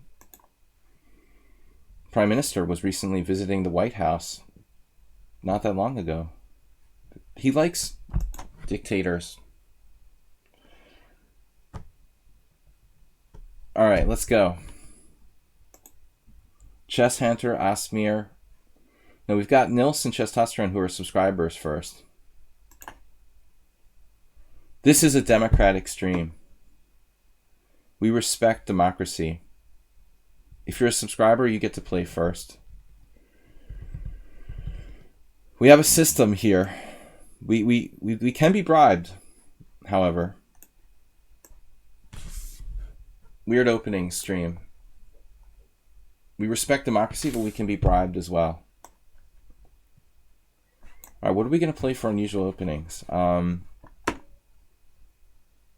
Let's try to think about what he plays. He's playing like the modern defense. It's very hard. It's hard to really shake them. When they play the modern defense, they're going to do that against pretty much everything you can possibly play. It doesn't really matter what you do. If I play e4, d4, f4, c4, g3, they're all going to... I could play b3 if I want to stop him from playing g6. Even that is like b3. Actually, g6, bishop e2, knight f6, bishop f6, ef6 isn't bad for black at all. So you can't like prevent the modern defense. Mr. Coffee, speaking of corrupt moderators. What's up, man? Feeling a lot of political questions. I'm in Hungary, yeah. I'm back here since a week, 2 weeks. Almost 2 weeks. 2 weeks tomorrow. I'm here to lose all my games in the Hungarian Team Championship. Very vital that I came back to lose those games.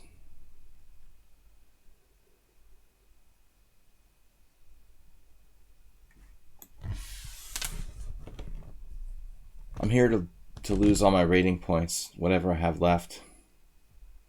I'm trying to become a FIDE master. Trying my best. To no avail. I don't think I can get my FIDE rating under 2300. I wonder if I could get my FIDE rating under 2300. If I could, if it would be worth it in some way to profit from that, could I possibly find some tournaments where there's a significant prize, like a under 2300 FIDE prize in some tournaments? Would it be? Could it be? There exists. It's a very awkward rating number. I mean, you definitely would find like under 2400 sections and prizes, but below 2300, if I could lose another 45 rating points. Yeah, but the problem is, I'm talking about FIDE rating, Mr. Coffee. I don't know what they're using in the World Open. Are they pairing with FIDE or USCF? I mean, it used to be USCF. I don't know. There's no way I can get my USCF under 2300. I mean, there's a way, but it wouldn't be democratic. All right. So all the Birds opening really is the closed Sicilian in disguise. I got to try to find an international tournament where there was like a prize for below 2300 FIDE. Hard to find that though. Then I have to lose like 40 more rating points. So it's a process.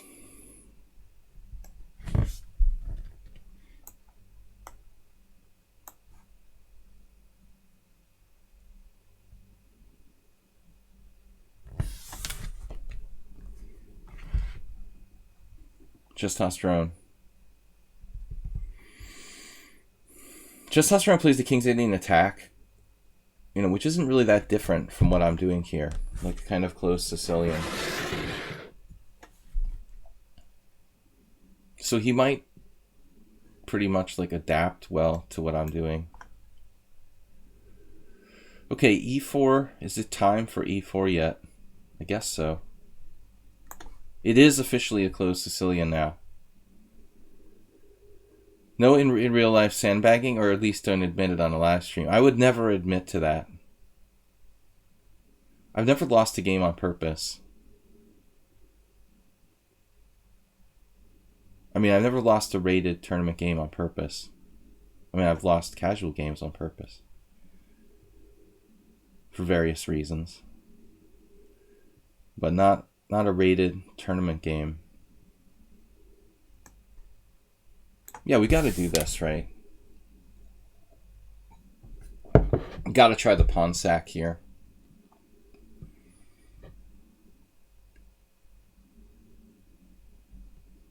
Well, we'll see. If my rating gets... If I lose another like 30 or so rating points, we'll start thinking about it. Every game I've lost on a stream, I lost on purpose. Exactly. Especially against you. Never play f5. Never say never. Testosterone, no fear. Just doesn't care. He's probably right, though, objectively. Maybe this isn't enough for white. My development isn't that impressive. The queen side, someone was talking about my king side. Now I've neglected my queen side. Your challenges stay. It's like the old days, 2 years ago. We had that a lot, that people's challenges would disappear when they got disconnected. That's been corrected. Lichess is awesome. I mean, just take a little thing like that. Just a little feature like that, Your challenge stays. It used to be a big problem keeping track of like who was in what order when they would get disconnected and stuff. And now it's just like automatic.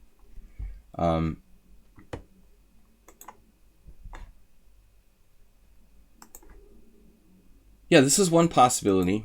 The other possibility was just taking on e4 and going like f5 yourself. What's happening there? Pawn takes e4, pawn takes e4, f5.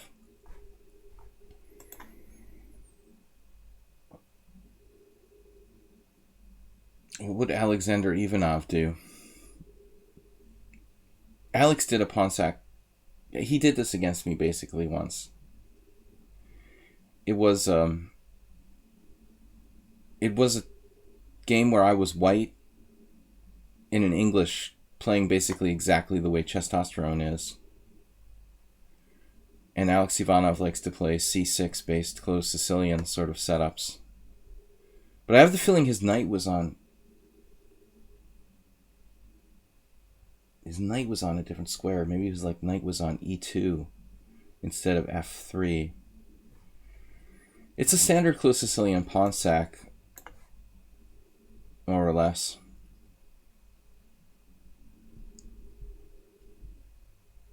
But I'm just sort of improvising based on similar pawn sacrifices I've seen in similar structures. Is knight g6 a good move? Is that his idea? To simplify the game? My problem is my queenside just not mobilized. So I can't really necessarily have an advantage. I started with the birds opening, but this is the second game also against Pop Tomasz. I started with c3. It's very hard to avoid the opening sort of transitioning back into something standard. Like we had the modern reversed against Pop Tomasz. Now, birds opening, that becomes the closed Sicilian. I played an orangutan opening. Some people call it the Polish opening, b4. That was my first game, but that doesn't really count because it was like a 5-0 warm-up game against some random guy. Okay, this square is freed up for black pieces. That strikes me as something here. Relevant feature of the position. I guess I should play bishop takes f4. My concern is knight g6.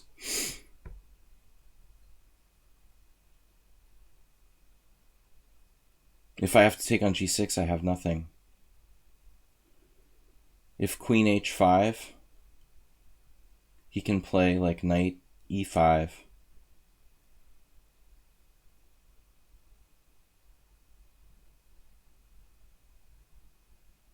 Maybe I can wait and just play like knight a3.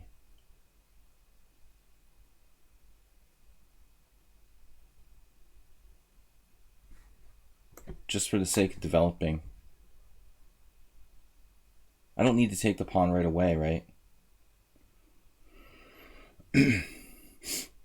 It's not really going anywhere, would be my thinking about that pawn. Hey, are you going anywhere, Mr. Pawn?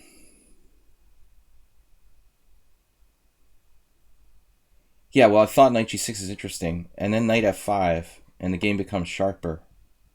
I'm kind of hoping for that, actually, GP Bear, to be honest with you, because that gets a little bit interesting. I'd love to see him like give up his white squared bishop. Let me get the knight on f5. I don't know that that's his best continuation. He's settling for development, which seems logical. Knight c4, not great. He has just b5. Bishop b6 looks like a good move.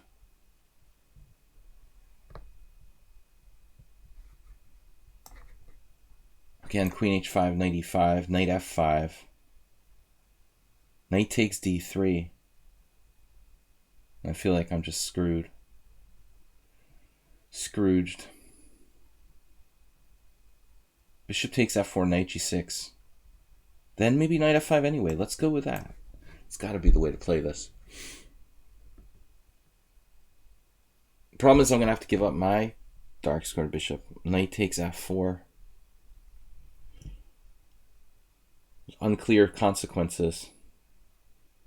Yeah, I mean, that's, well, I'm looking at knight g6, knight f5, knight takes f4, rook takes f4, and trying to figure out what's happening there. Technically, I have the better pawn structure after that. But maybe knight g6, knight f5, bishop f5, pawn f5, knight f4, rook f4. I end up with an advantage. He has another option, though. Testosterone plays well. His score against me is bad, but it's deceptive. I think very deceptive. He plays better than his rating, better than his results dictate. He often has a very competitive game. Almost every game, like, he's very competitive against me. Never has a really bad position. It's always close.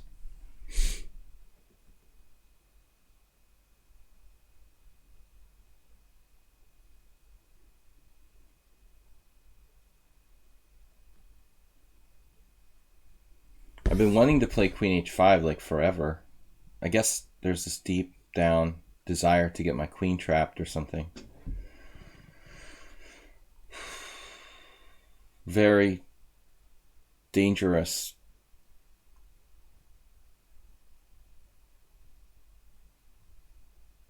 To do that, you know, queen h5, queen d7, bishop g4. I'm just asking for trouble.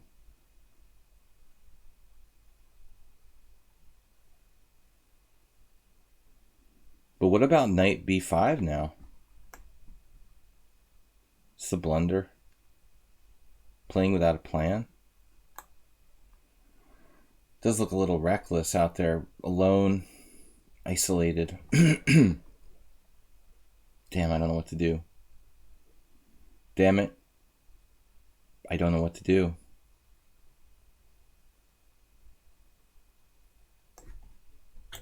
Alright, whatever. I'm about to lose on time. He's also fast. Queen d7, bishop h6, bishop g4, queen g5, knight g6, bishop g7, king g7. That's probably not so bad, actually. Bishop h6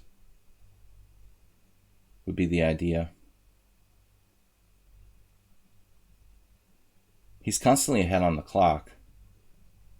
I mean, dude. And he's good in increment, time pressure.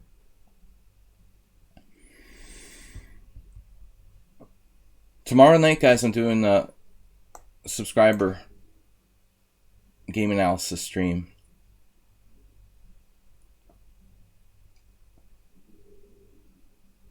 $6:30 p.m. Thursdays. We take 10 games from the subscribers that are submitted and analyze them here live on the stream. You can submit the games to my account here, Sparkle Horse on lichess. We have a couple.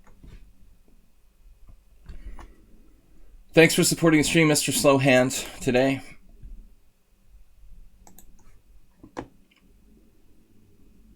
Bishop h6, avoiding getting my queen trapped. I have this square. g5.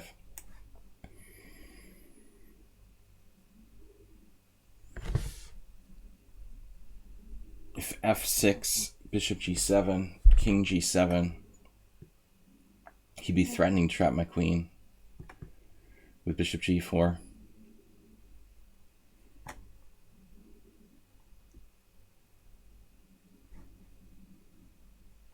This is what? So he just dropped a piece. Comma tragic end to black's position. f6 was the best move. f6 threatening to trap my queen. The white is slightly better. Maybe more than slightly. Alright, Nils. Nils. What are we going to do? e4.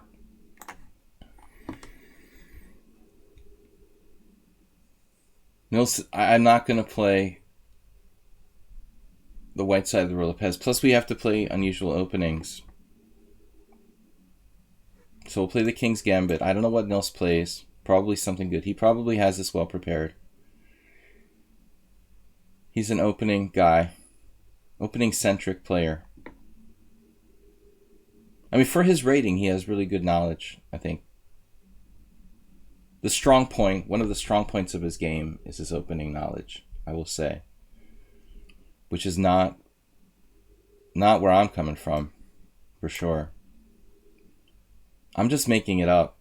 I never played this position before. Not for a long time. Actually, I used to play this in Blitz when I was like an expert against a friend of mine. I used to play Bishop C4, King's Gambits, just for fun. But that's not a very serious preparation. Some Blitz games I played 20 years ago. Or more. More than 20 years ago. 30 years ago. I don't know. A long time ago.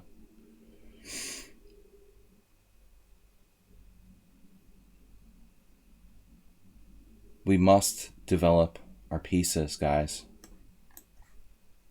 But I don't know theory, so I'm just making this up based on principles. I think I remember something here. There's at least 2 moves that I remember in this position.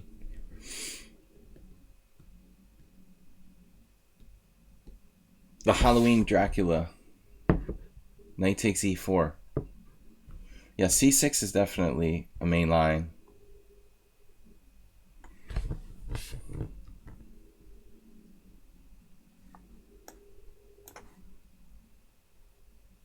Mr. Coffee, enjoy your donuts.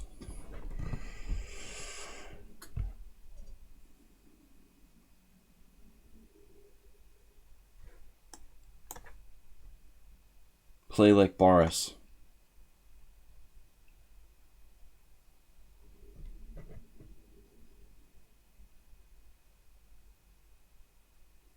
Magnus will occasionally play the King's Gambit, right? Queen e7 check.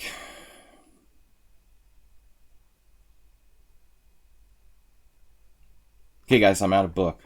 I'm just making this up.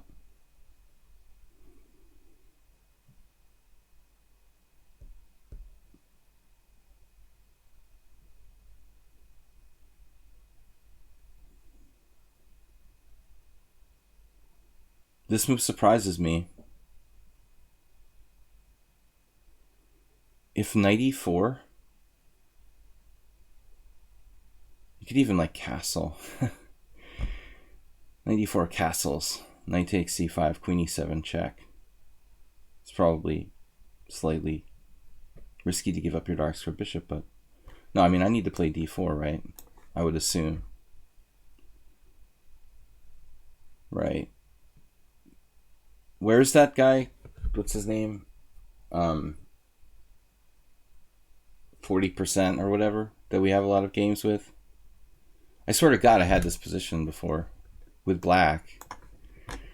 Knight takes c3, b takes c3, bishop takes c3, bishop a3. Or just rook b1. Something similar. Feels like Nils is running the risk of losing the initiative here. Yeah. Now bishop e4 definitely looks dubious. We have a good position now. No, he's misplayed this. White is better, but you know, I don't know how devastating my advantage is. We're just better structurally.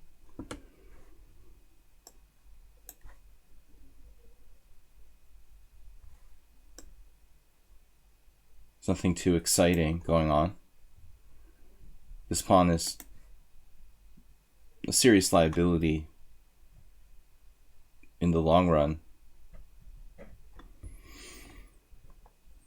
Yeah, I mean he was wise not to try to grab that.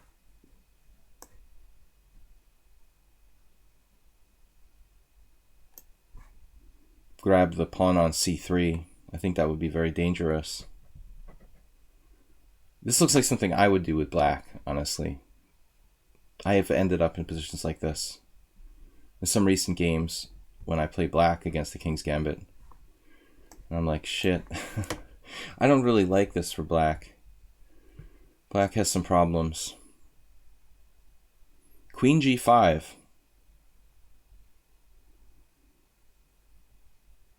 Queen g5, bishop e6, queen d8, rook d8. That's okay for black. So queen g5 probably not great.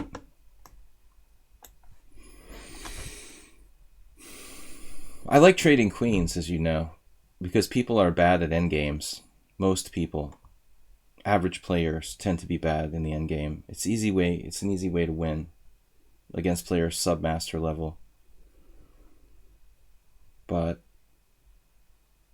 in this particular instance, it feels like it would be a mistake. h4 is very tempting. Knight g5 is tempting. What does that even threaten? h4.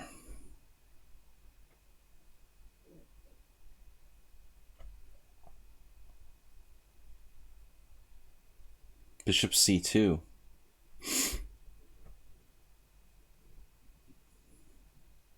Is also interesting.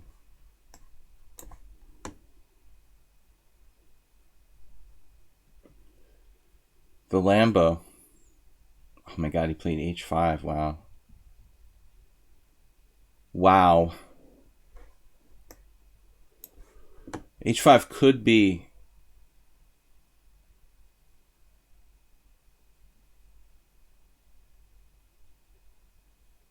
a committal move.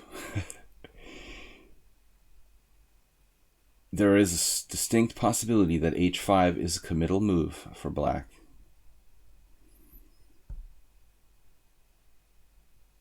Mm-hmm.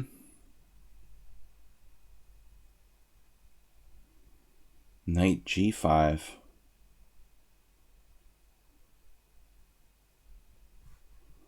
This is one way to play. The other way is bishop takes g6 and knight e5.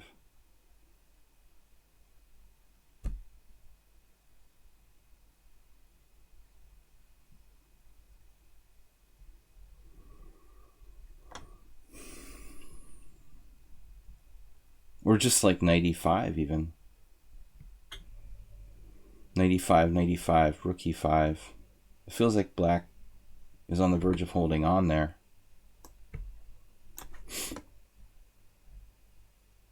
Strange decision. We could have taken on h4. So I sort of bamboozled him. Now f6 is clearly playable. Kicked my rook out. He's in good shape after that.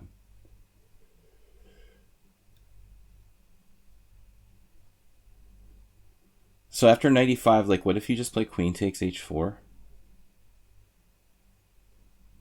Okay, it's not so clear. I mean, I'm playing queen h4, knight h4, knight g4. I mean, the endgame might actually be bad for black. That's true. Draw? Rook takes h5 is a draw. No, I actually lose. But there are other ways we have of dealing with these type of players.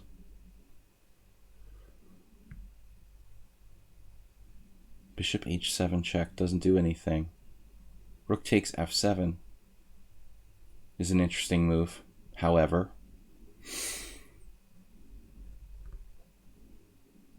What the Rook takes h7. What am I thinking about? No, that's stupid, dude. Alright, well, it's too late. Too late for thinking now. We're way beyond that point.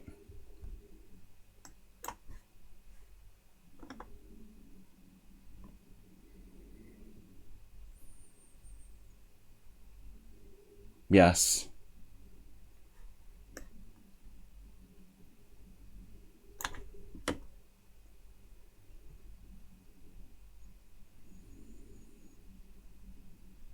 What? You can do that?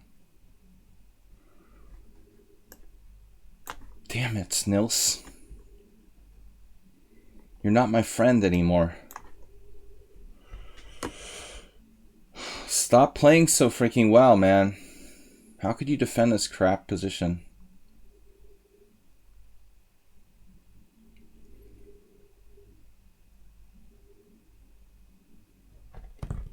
My last move was possibly not necessary. Maybe I could have kept the queens on. What am I doing?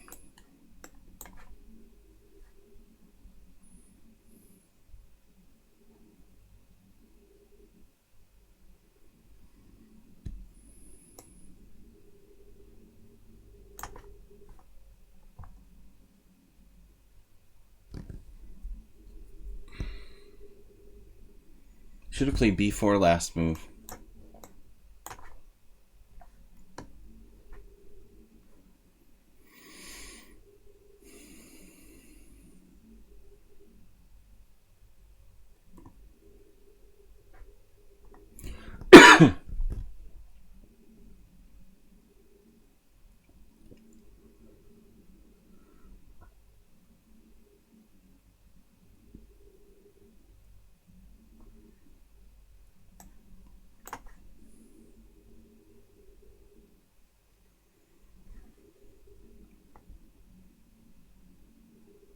Damn.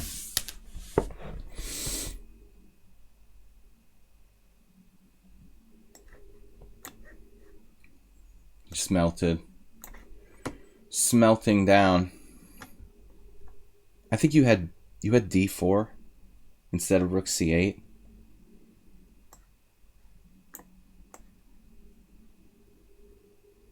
d4 might have just, look. Seriously, I thought you almost set it up with your last move. Can't you literally play d4 here? Peter thinks that g5 is better, but alright, just hypothetically d4 didn't look that bad. There is some sort of technical problem that I didn't appreciate. There's a check here. Computer says it's still equal. Yeah, something went wrong in the opening. What's up? There's no games in this at all. Morozevich Anand, 2018, ironically.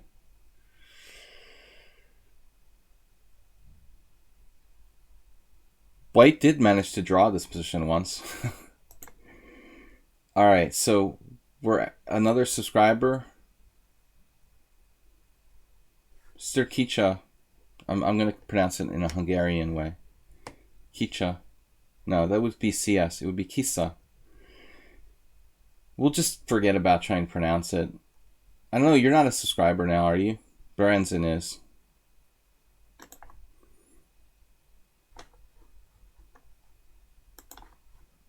You don't suck, Nils. I thought you defended credibly. H5 is kind of a crazy move, though, man. I mean,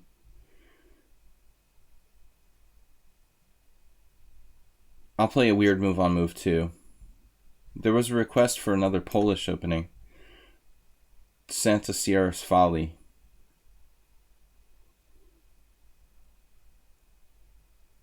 I mean, H5 is a really...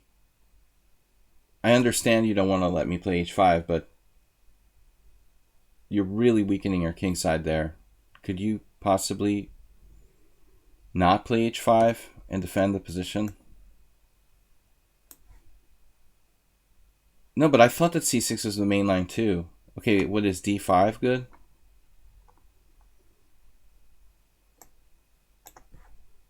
What's the actual main line? D5? Knight takes E4? Can you play knight takes E4?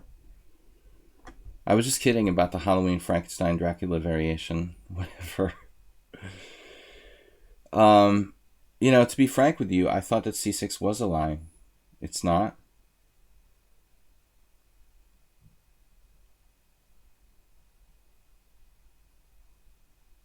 I don't know anything. It's like our game earlier, except I have the option to take on C5 here. I suppose C4 is not great.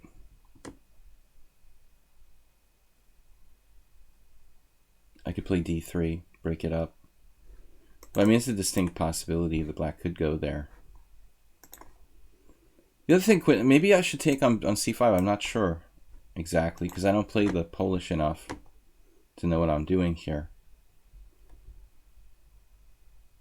Just not sure. This is almost identical to our first game against a random player in the lobby when I started the stream about 2 hours ago.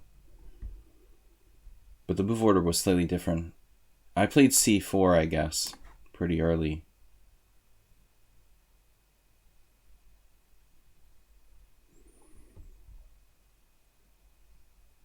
Learn to calculate.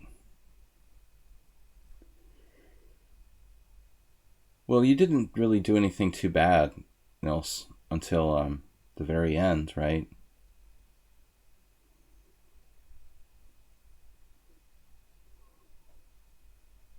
It was a pretty good game, relatively good. h5. I think I played like the third best move there, honestly. When I played like 95 right away. I should do something better, man. I mean, I think you're in trouble. Probably you have big problems. But no, you'd already made a serious mistake at that point. It's irrelevant to talk about that. I mean, probably, yeah. I don't know that c6 is the problem, though. You know, something subsequently that you played. One of the moves subsequent to c6. How did it go? You played bishop c5, dude. I mean, bishop c5 is just bad. You can't play that.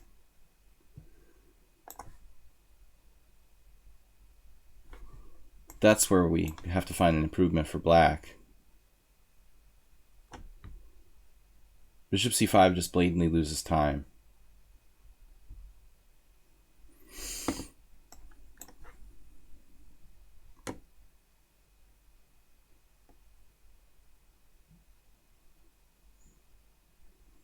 How do I develop my knight? Oh, I took on d5 last game. I remember.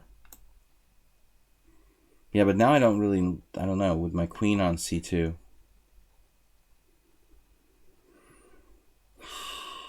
I'm not crazy about that.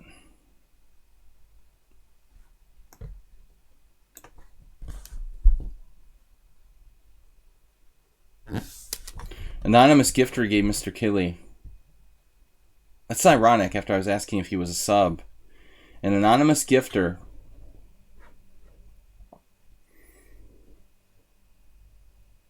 The anonymous gifter is paying attention to what's going on here. Clearly.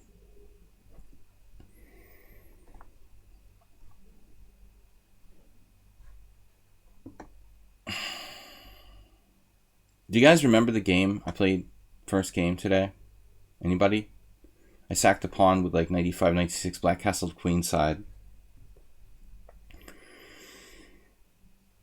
Clearly you can't do that. You can't castle queenside in this opening for black.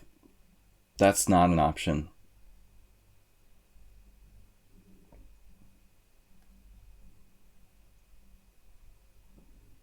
I'm tempted to play 95, 96, 96 anyway. But I'm a little bit scared my pawn might drop off, and it's it's not the same as the other game. This is really tempting. Tempting with a rook on d1.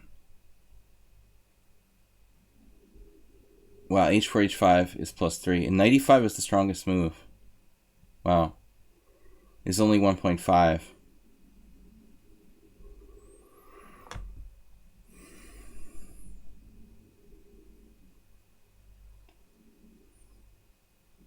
Maybe my instincts were right. I had the feeling I could probably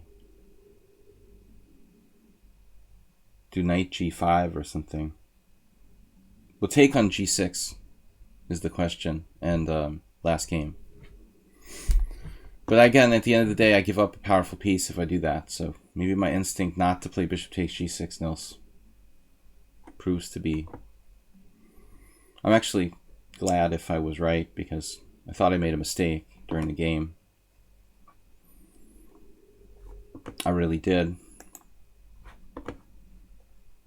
Knight e5 was kind of a last minute substitution when I wasn't satisfied with other moves. I didn't see queen takes h4 at all, and I was like, oh, I just blundered. It's just pure luck that that wasn't a blunder. Blubby's here. Yeah, see, this is why we started like, 10 minutes late. Give Blubby a head start. Give him a chance to wake up. I'll try to stream as long as I can, guys. Thank God for the rain, because it's saving me. This is a very principled setup. Black's basically playing Queen's Indian.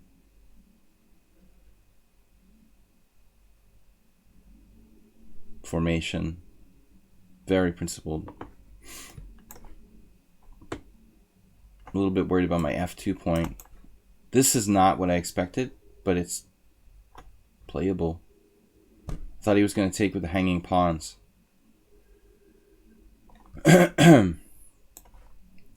Knight f2, king f2, bishop e3 check. Close but no cigar.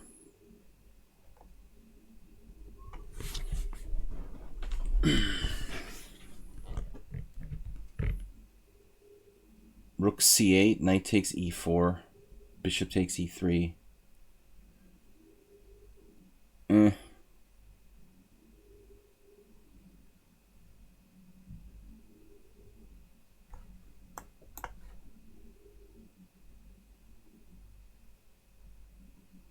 Structure.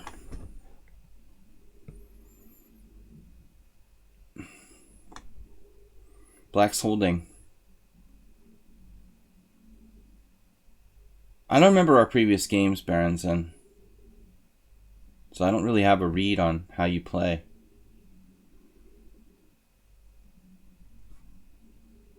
Oftentimes I can adjust my style and make changes based on the way I play. I mean, I change the way I play based on my opponent's strengths and weaknesses.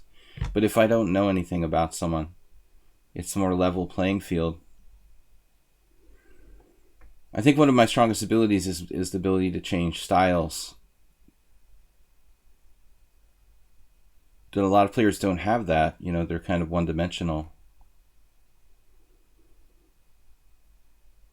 If I don't know much, I can't really benefit by stylistic considerations. Queen e5. Queen e5.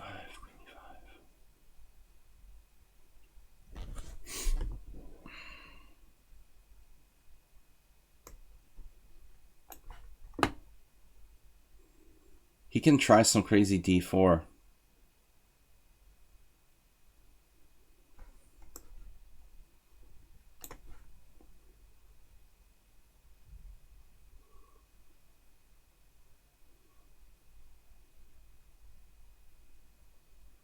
I mean, I don't know what I was thinking there. There was some really dangerous there were some really dangerous possibilities.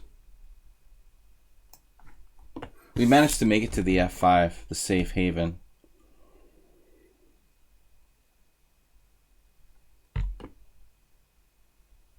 Now g6. Knight e5. We could play that.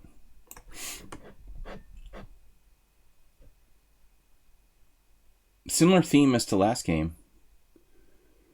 With this line, I mean, we have the support point at c6, whatever you want to call it. Bishop h5. Doesn't work. Unfortunately, bishop h5, g6. Black's position is a little dubious. This is weak, though. Felt like I was on the verge of breaking through. I'm starting to hallucinate.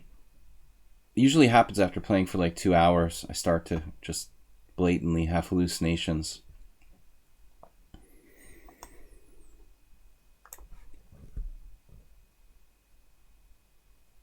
Yeah, I'm having a lot of hallucinations. You missed rook d8 there. Rook d8. Queen c6, rook d2. How do I not lose a piece? Man. Seriously, kids.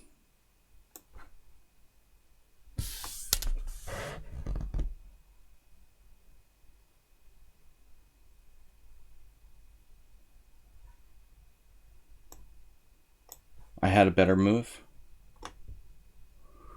You don't say. The end game.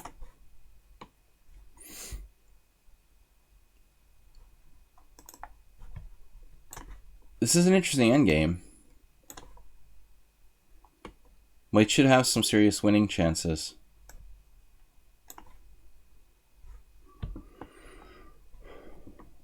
There's a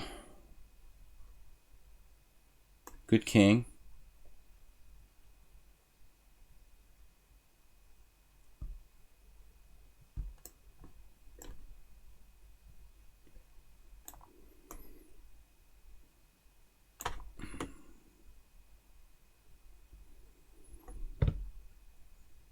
He could have won a piece. I already was screwing this up, though. No doubt. You know, for a while. I had a good position, but it started going bad.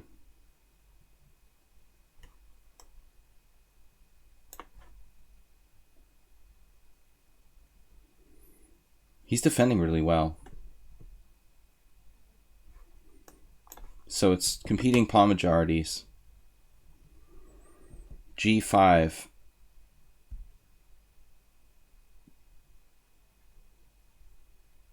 Probably could have pulled the trigger right away. Is it enough to win, though?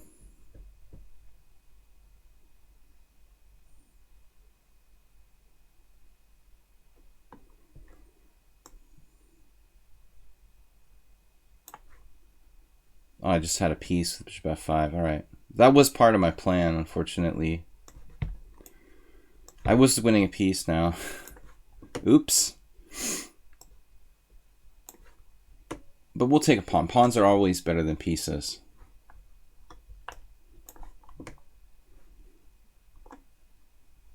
I'll take a pawn every day.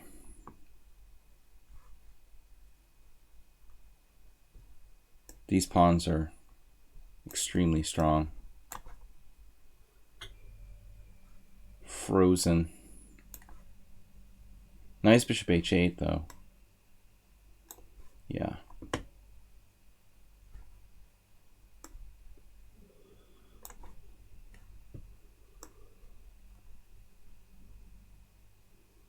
I better be careful about this.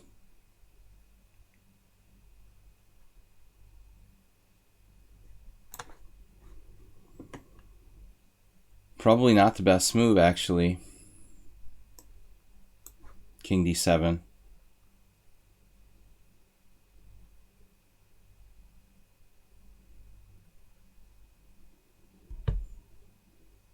Now it's too late.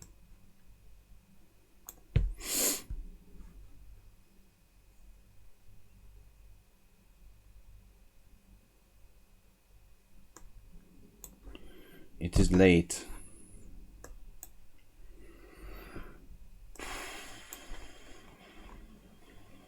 That was cute, so I totally blundered. Mr.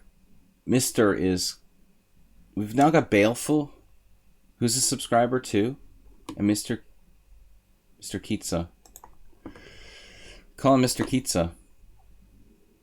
Better to just call him Mr. Killy.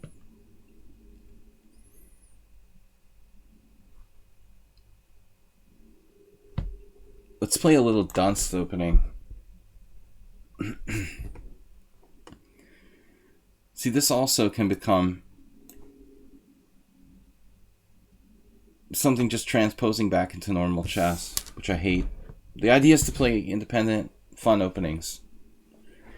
If we just transpose to Sicilian, that's not fun. Do I ever draw 1800 in over the board games? No, because I don't ever play 1800s in over the board games. The last time I played an 1800 in over the board game was probably like 20 years ago.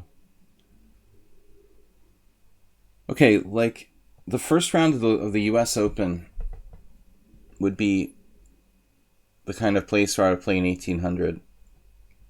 I played in the US Open in 2006, but I honestly don't remember my first round game from that tournament. I remember the US Open in 2001 or 2002, 2003, in that range. I beat an 1800. But there were club tournaments back in the day, actually, where I would play 1800s. So I mean now, like lately, I haven't. You know, in Hungary or something like that. If I played more open tournaments, maybe I would occasionally get someone that low rated. But most times, you know, there's like a section that's like separate for people, or this is weird. It's pseudo Sicilian.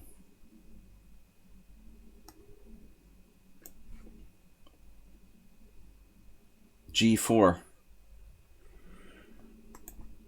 Oh, that looks like something the Weedmaster would study.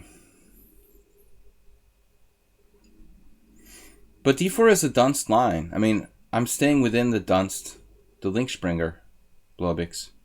There's the groundbreaking book, the Linkspringer. I don't remember by what guy. From like 20 years ago. I guess it's a German player. And he gave a lot of independent analysis on the D4 type positions, I guess. So black's just lost here. You're just lost. Ugh. Sad, isn't it? How quickly and easily it is possible to lose at chess. Now he can play Queen A5 check. No, that loses too. Everything loses. Chess is just lost for black. C3 would let him survive. Actually, I have B4. Even B4 is probably good. B4, knight takes B4, bishop D2.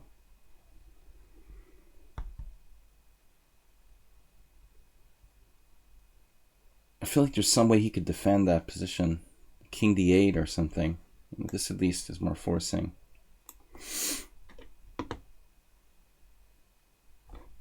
See what the unusual openings do to people. See, I never played E4. I saved a tempo on E4. Very dangerous.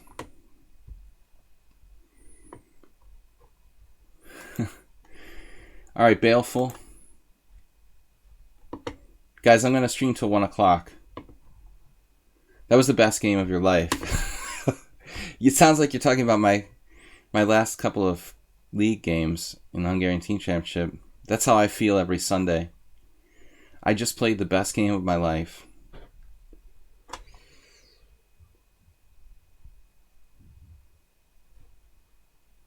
Every game I can improve on my last loss. So D3. D3, F5, of course. There was this guy I knew from Boston. He was like a expert. He always played B4 with white and F5 with black. I always thought it was funny, like, to imagine what it would be like if he played himself, you know. Every single game would be B4, F5. Now we have... He basically had no opening, no real opening, so he just played sort of weird openings just to avoid theory. Not a bad approach, actually.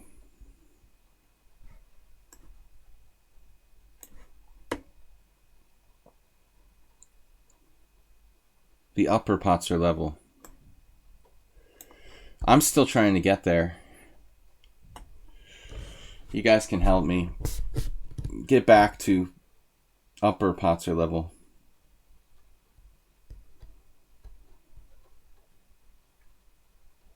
Every week I lose a game for a different reason, at least. I'm not repeating the same mistakes every Sunday. One week it's like failure to be able to calculate 2 moves. The next week it's opening preparation and being overly optimistic. Let's see what we can think up this week.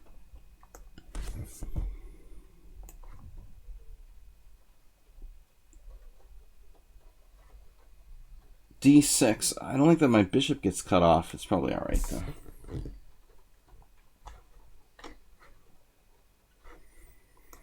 Asterby, just memorize the names, you know. That's all you need to do. You don't need to understand the ideas behind the openings. You can be one of those name experts, opening name experts.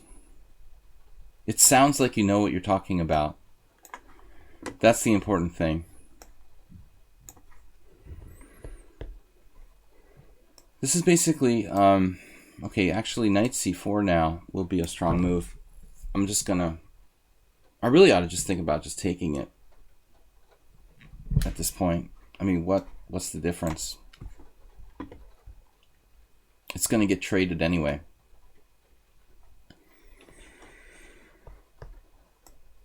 F4. That's what the Dutch is all about.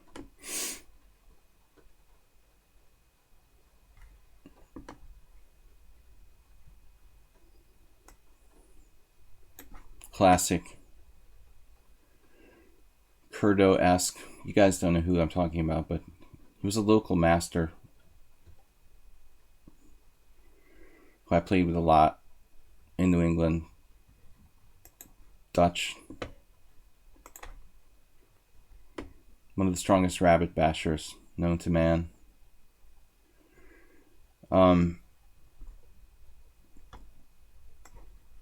Dutch expert.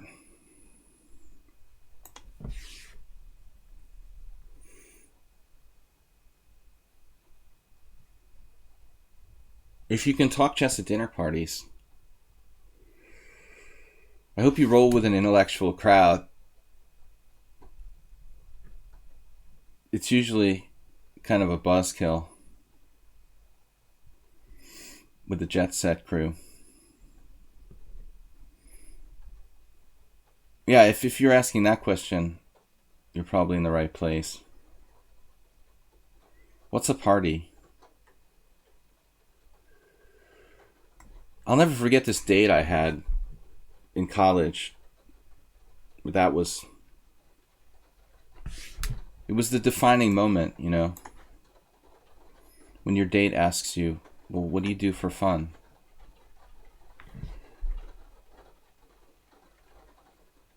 Never ever tell them that you play chess on the first date. Biggest mistake.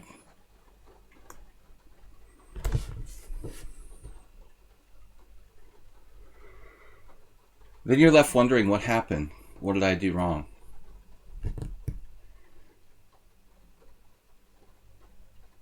What did I say?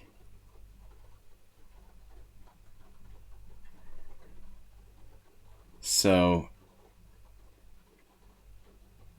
knight g4. Can we do one of those Grand Prix attacks? He's coming back to knight f3. I don't really know how to set this up. I want my queen on h5, but I can't play it till he puts his guy there. Bishop g4 maybe? See, he's smart. He doesn't want to put his knight there. Queen h5 anyway?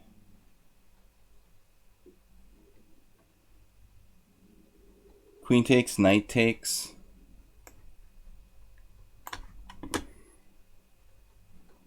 We're going to have time for at least one more game after this. White's kingside is not happy. He's playing a little too fast, too. Guys, tomorrow's the subscriber stream. Welcome back to 6 streams a week. I have nothing better to do anyway. It's hard adapting to the new schedule. Getting back to a... Oh man, come on. Mouse is acting up a little bit weird. We might need a new mouse, so be prepared to make some donations. Did you guys ever have that where the cursor just starts sliding across the screen for no reason, like a ghost? That started happening yesterday. That's not a good sign. This is also not a good sign for white when you allow the old f3, the pawn of death. You don't need a tactic here, right? It's just boring. The boring tactical win. The Dutch has its subtlety, you know.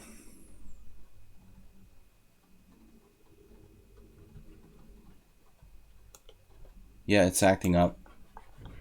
So feel free to donate, support the stream. New mouse fund.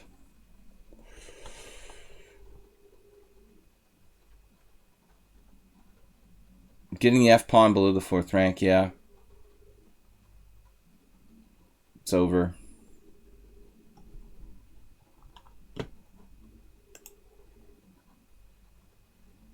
Mr. Slowhand's back. We played Mr. Slowhand already, right?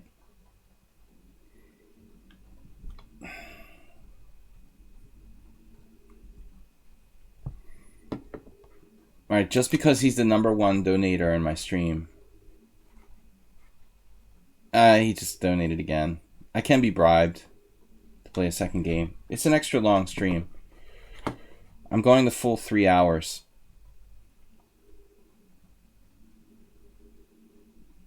Having fun with these unusual openings. I usually do 2.5 hour streams.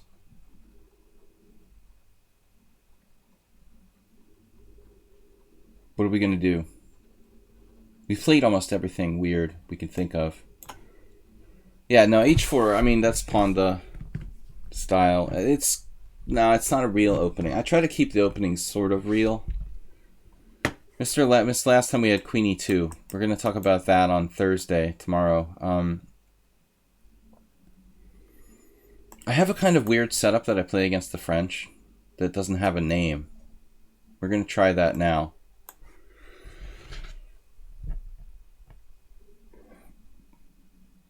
I guess the stream can name it if I get a chance.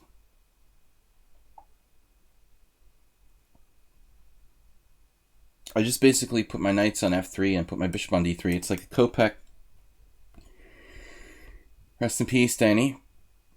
It's a Kopek Sicilian against the French. Okay, I mean this is like known though. This is something known. This is even possible knight b5, I think.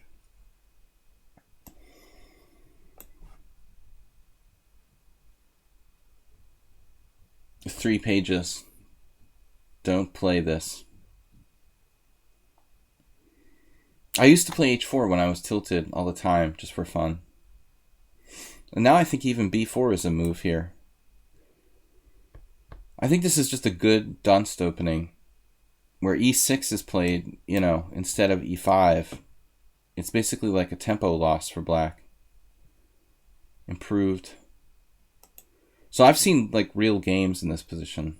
We've had a few on the stream, not recently. Not the only move. This is Yabatis, Spectacular Camel, one of our subscribers. He likes to play the straight up dunst. But he doesn't really like playing c3, which I think is important. It's important strategically to incorporate c3. I mean, if I'm going to just give up my bishop for nothing...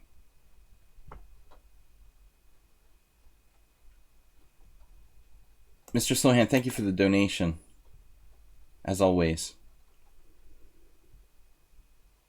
They called him Danny Brilliancy Kopek. But you're spelling his name wrong.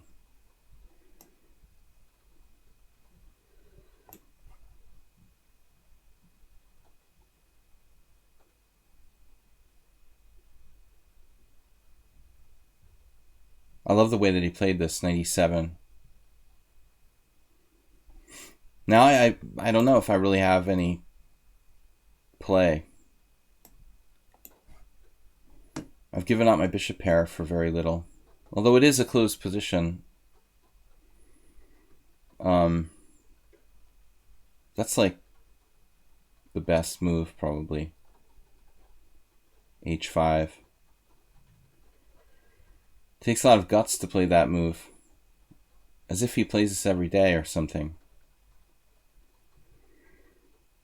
Slow hand, you're playing as if you played this position every day, you know?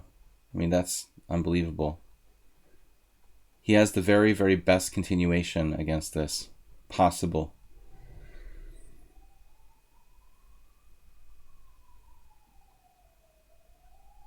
Can I play E5?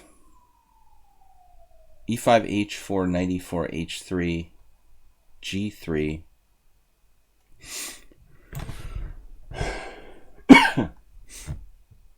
I have E5 actually.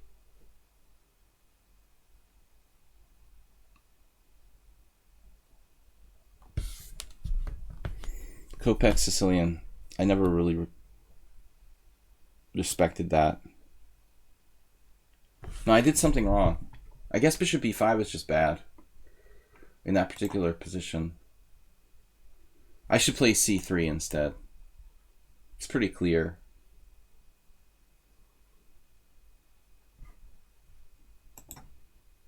I didn't expect such incisive play from my opponent.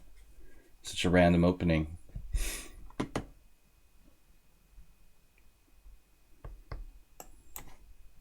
Here we go again.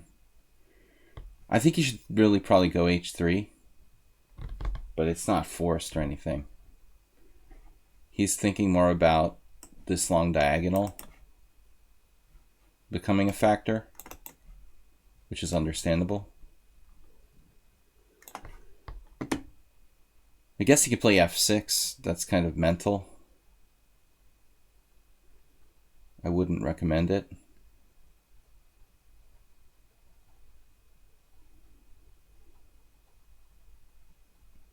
So after H5, I loved Black's position. When I played E5, he plays H4. I think he really ought to go H3. But his concern was probably that that's committal and it maybe commits, you know, the structure on the king side so he can't open lines as easily later on. I mean, I can understand why he might not choose to play it, is what I'm saying. Not really sure about this, but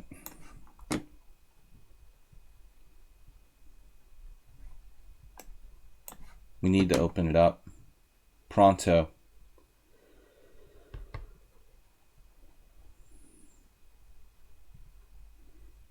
Pronto. This is my favorite bishop in the world. I love my bishops on H2.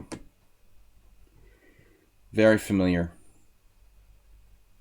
to me. I mean, clearly I could sacrifice a piece here.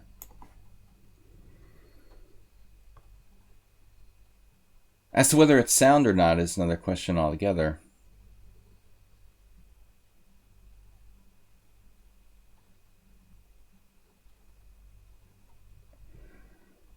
For all those of you saying OMG,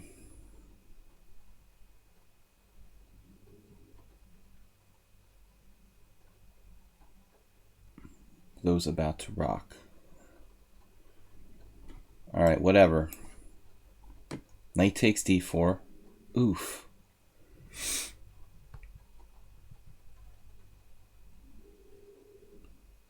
There are some interesting possibilities here. Knight takes d4, pawn takes f4.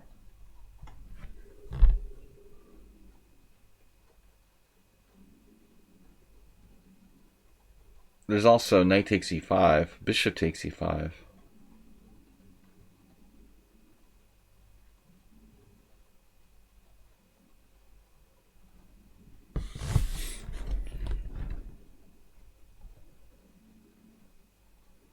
How do you choose between these moves?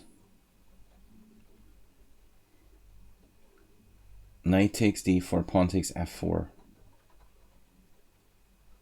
What? Queen b3? Wow. That's just insane, dude.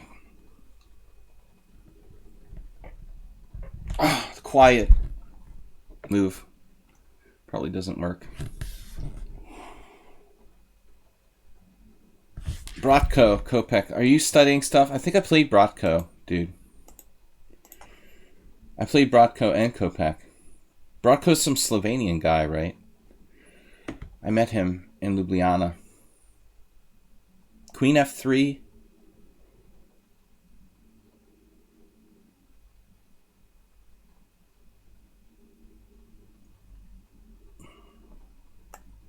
Learn to trust your instincts.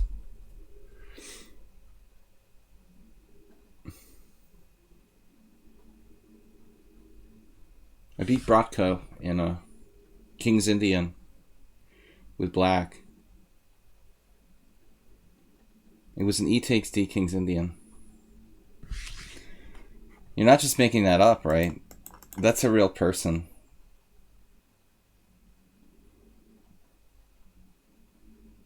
Thank God there's no back rank mate. I have H2.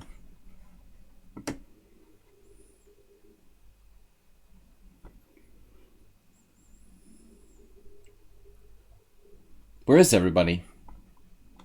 It's quiet in here. I think we lost a lot of viewers. I'm still streaming, guys. We got 10 minutes left.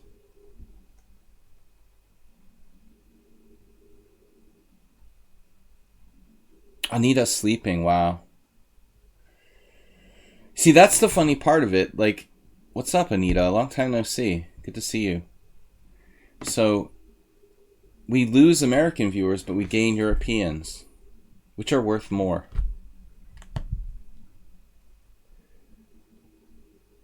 That's the funny thing about trying to figure out the optimal stream time. I don't know which to weight it more on the American side or weight it more on the European side. Crunch, crunch.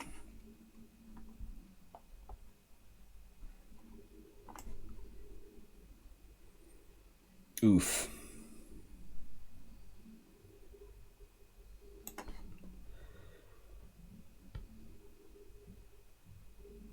It's a 4-pronged Dorito.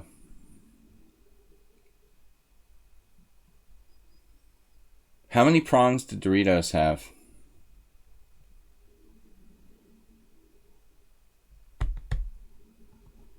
Anita, you missed the tail end. I mean, you made the tail end of my stream. There is a mate threat, believe it or not. This is forced. What is the best move, like Queen b8 in this position? Queen b8. Preventing mate.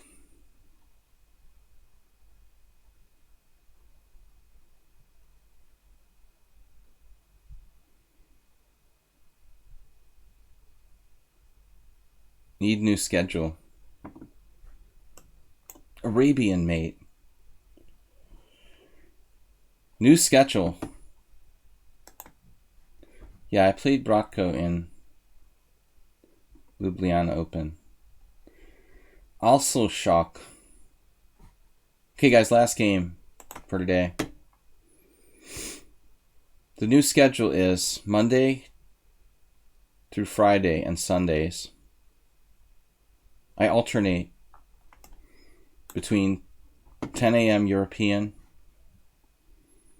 and 6:30 p.m. European. All right. I can't play my normal openings. It's supposed to be weird openings. Dude, I have to go make a chess video. I would play all day if I could. This is my last game for now, guys. Sorry.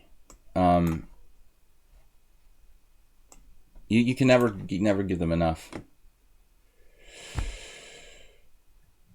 We're gonna play. Take care. Have fun at work. Also shocked, not thrown by my. He's not thrown at all.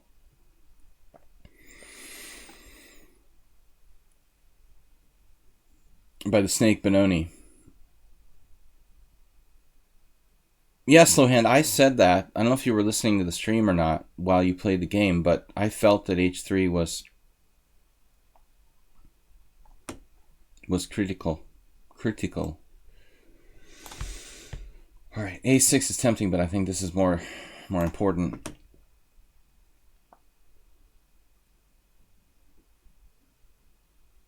I'm not a big snake Benoni expert. You'll have to call Latvia.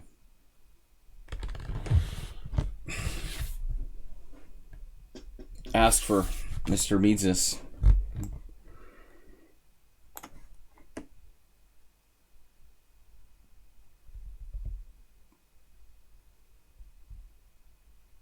D6 is risky. Aggressive. Setting up Queen B3.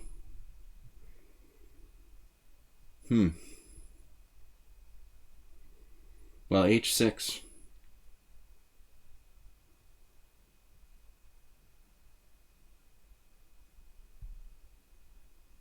H6 and G5 is just out of the question.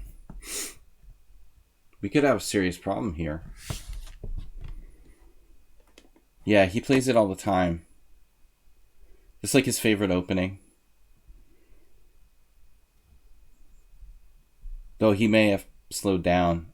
It's hard to play when people expect you to play the snake Benoni. It would lose a lot of its effectiveness, I would think. People know it's coming. He also plays other stuff probably, but the only really good player I know who seriously plays the snake Benoni, I know like Joel Benjamin has played it on occasion, but never like regularly. This looks problematic, actually. I don't think H6 can hurt, but what am I going to do?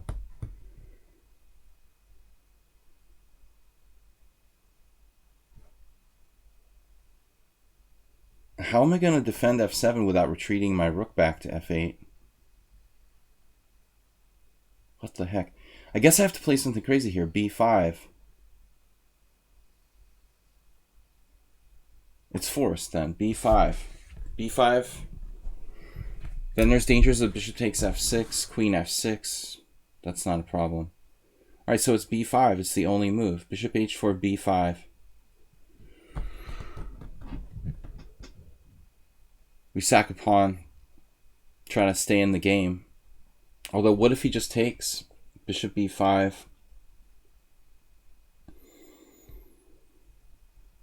Well, at least I'm not like losing by force, like in the other variations. He could play Bishop D5.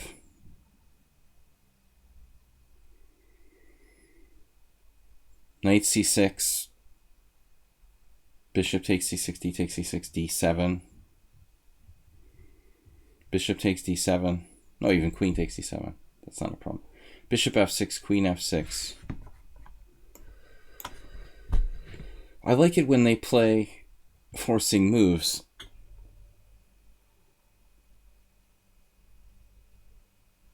Then I don't have to think as much.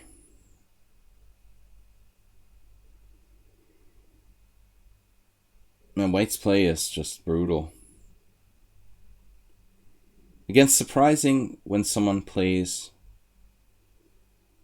so well against such an unusual opening, you know. You just wouldn't expect an average player here to know this opening. I guess we have to do this. There's really no other option.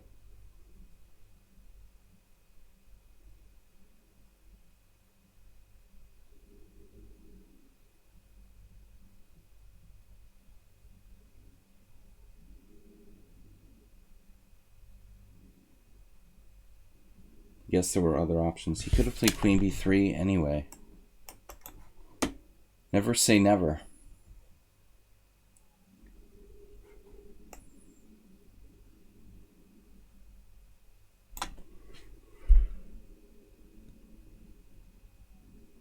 Horrible, horrible opening.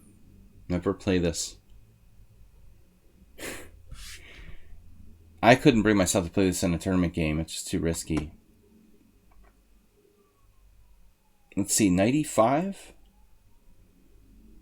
Knight e5. Well, I just walk into f4.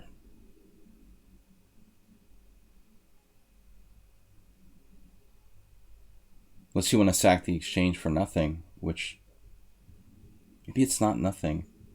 No, that's nothing. That's seriously nothing. Damn, dude.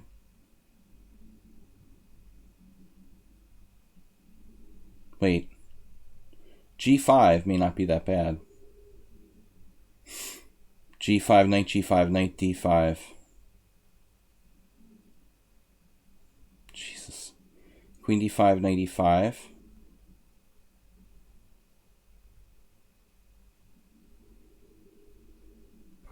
I guess I have to do this. This player is clearly tired of me beating them. Go for the holes and play active.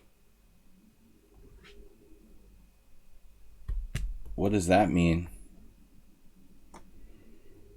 I don't see any holes. Except in my position. I guess you're talking about white. Because I'm in total desperation. Knight G5, Knight D5, hanging on by threads, it appears. I mean, I guess I could try to take on G5. I didn't even consider seriously trying to hold that. I mean, maybe Knight G5, HG5, Bishop G5, Rook E5, H4, Rook takes G5, or some kind of exchange sack. I could return the exchange. It still looks really bad. This pawn is killing me. It's just severed my position in half. Of course it's viable. I mean, this is the interesting move. Bishop G3 is like routine and lame. If white isn't confident in their calculation, they probably shouldn't be playing this way. So, I mean, I'm happy that he didn't do the sacrifice because it looked pretty much critical. Still, he may have an advantage, even without doing it, but objectively, that's what he should have done.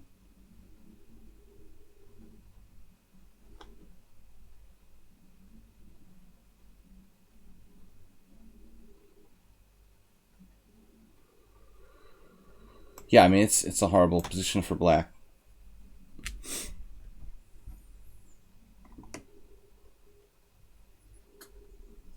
But that's the fun of the stream. We're playing horrible positions on purpose.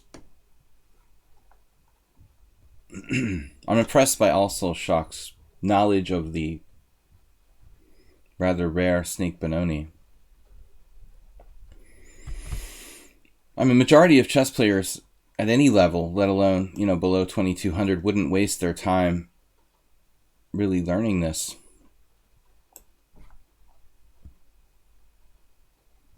That does look suspicious, though. Queen e2 was bad. He walked headlong into knight c4. Actually, I could take the pawn maybe on e4. I'm not sure. Now he's falling apart.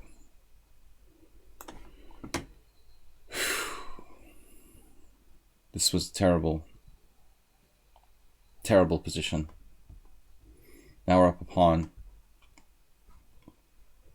I gotta go, guys. I'm sorry, I can't take any more challenges from those guys. We're already half an hour beyond my normal stream time. I gotta do some work. So, till tomorrow night, remember to play the Snake Benoni.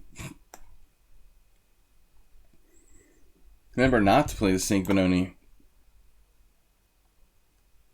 He's still kicking here. Rook e6 is a good move. That was in need of support. That was a draw against Ivan Bratko. Oh, snap. I thought I beat him. That wasn't a good tournament for me. Ljubljana Open, 2005. I had a really, really bad tournament. Not good. Very unimpressive results. Yeah, he was like a 2100, friend of Kopech. I thought maybe I won that game. It's funny how your memory modifies the result to make you think you beat them.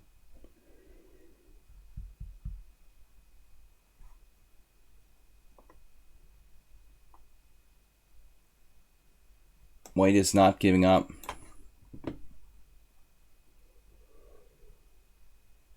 I were beating him.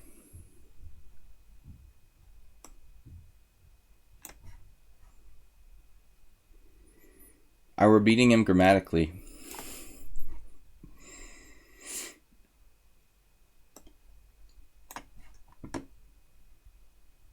White is running out of stuff now. Fluff and stuff.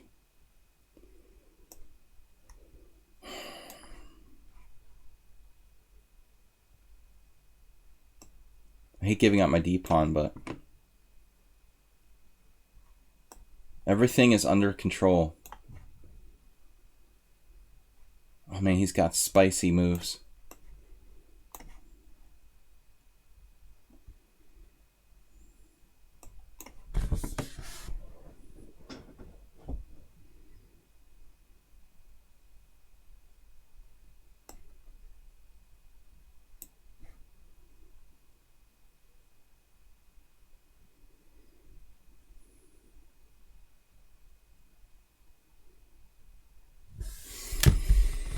Step up.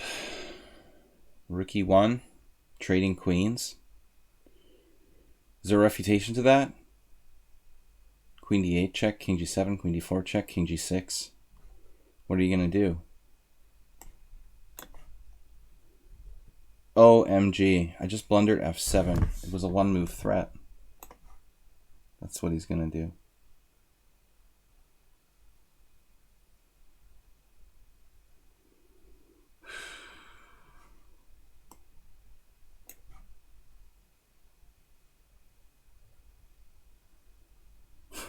I guess it's a perpetual now. He was very persistent.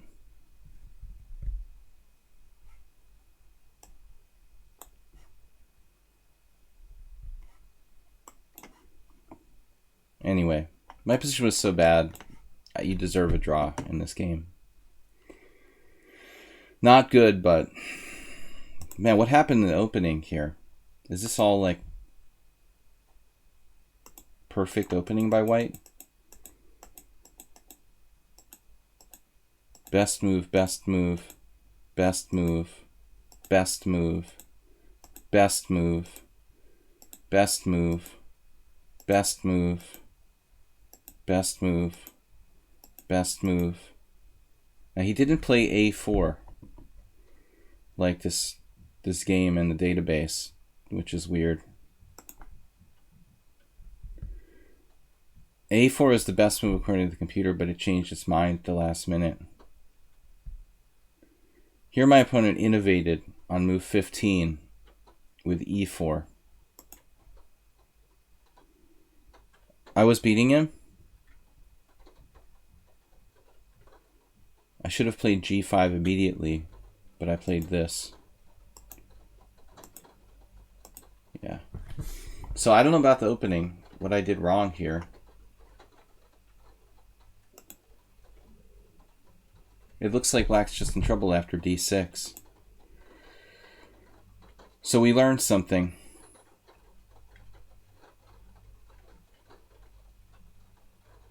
Morozevich Gashimov. It looks like bishop f8 is just better. Like, it looks like bishop c7 is just bad. Did not know that. I had +9 in that game, Masturbate. That's terrible. Okay, guys, I gotta go. It's time to do the work. So we'll be back on Thursday night. Mr. Slohan, thanks for donations. We learned something about the snake Benoni. Perhaps Bishop c7 is not a very good move. I will be back tomorrow night with our subscriber stream, and you guys can submit games. Subscribers can submit games to my account here, Sparkle Horse on lichess. We'll do about 10 games of analysis tomorrow night at 6:30 p.m. CET. Thanks everybody for watching and playing. Thanks for the donations and subscribing. Thanks Asterbait for the info on my old game. I'll see you guys later. Bye bye. Bye bye. Bye bye.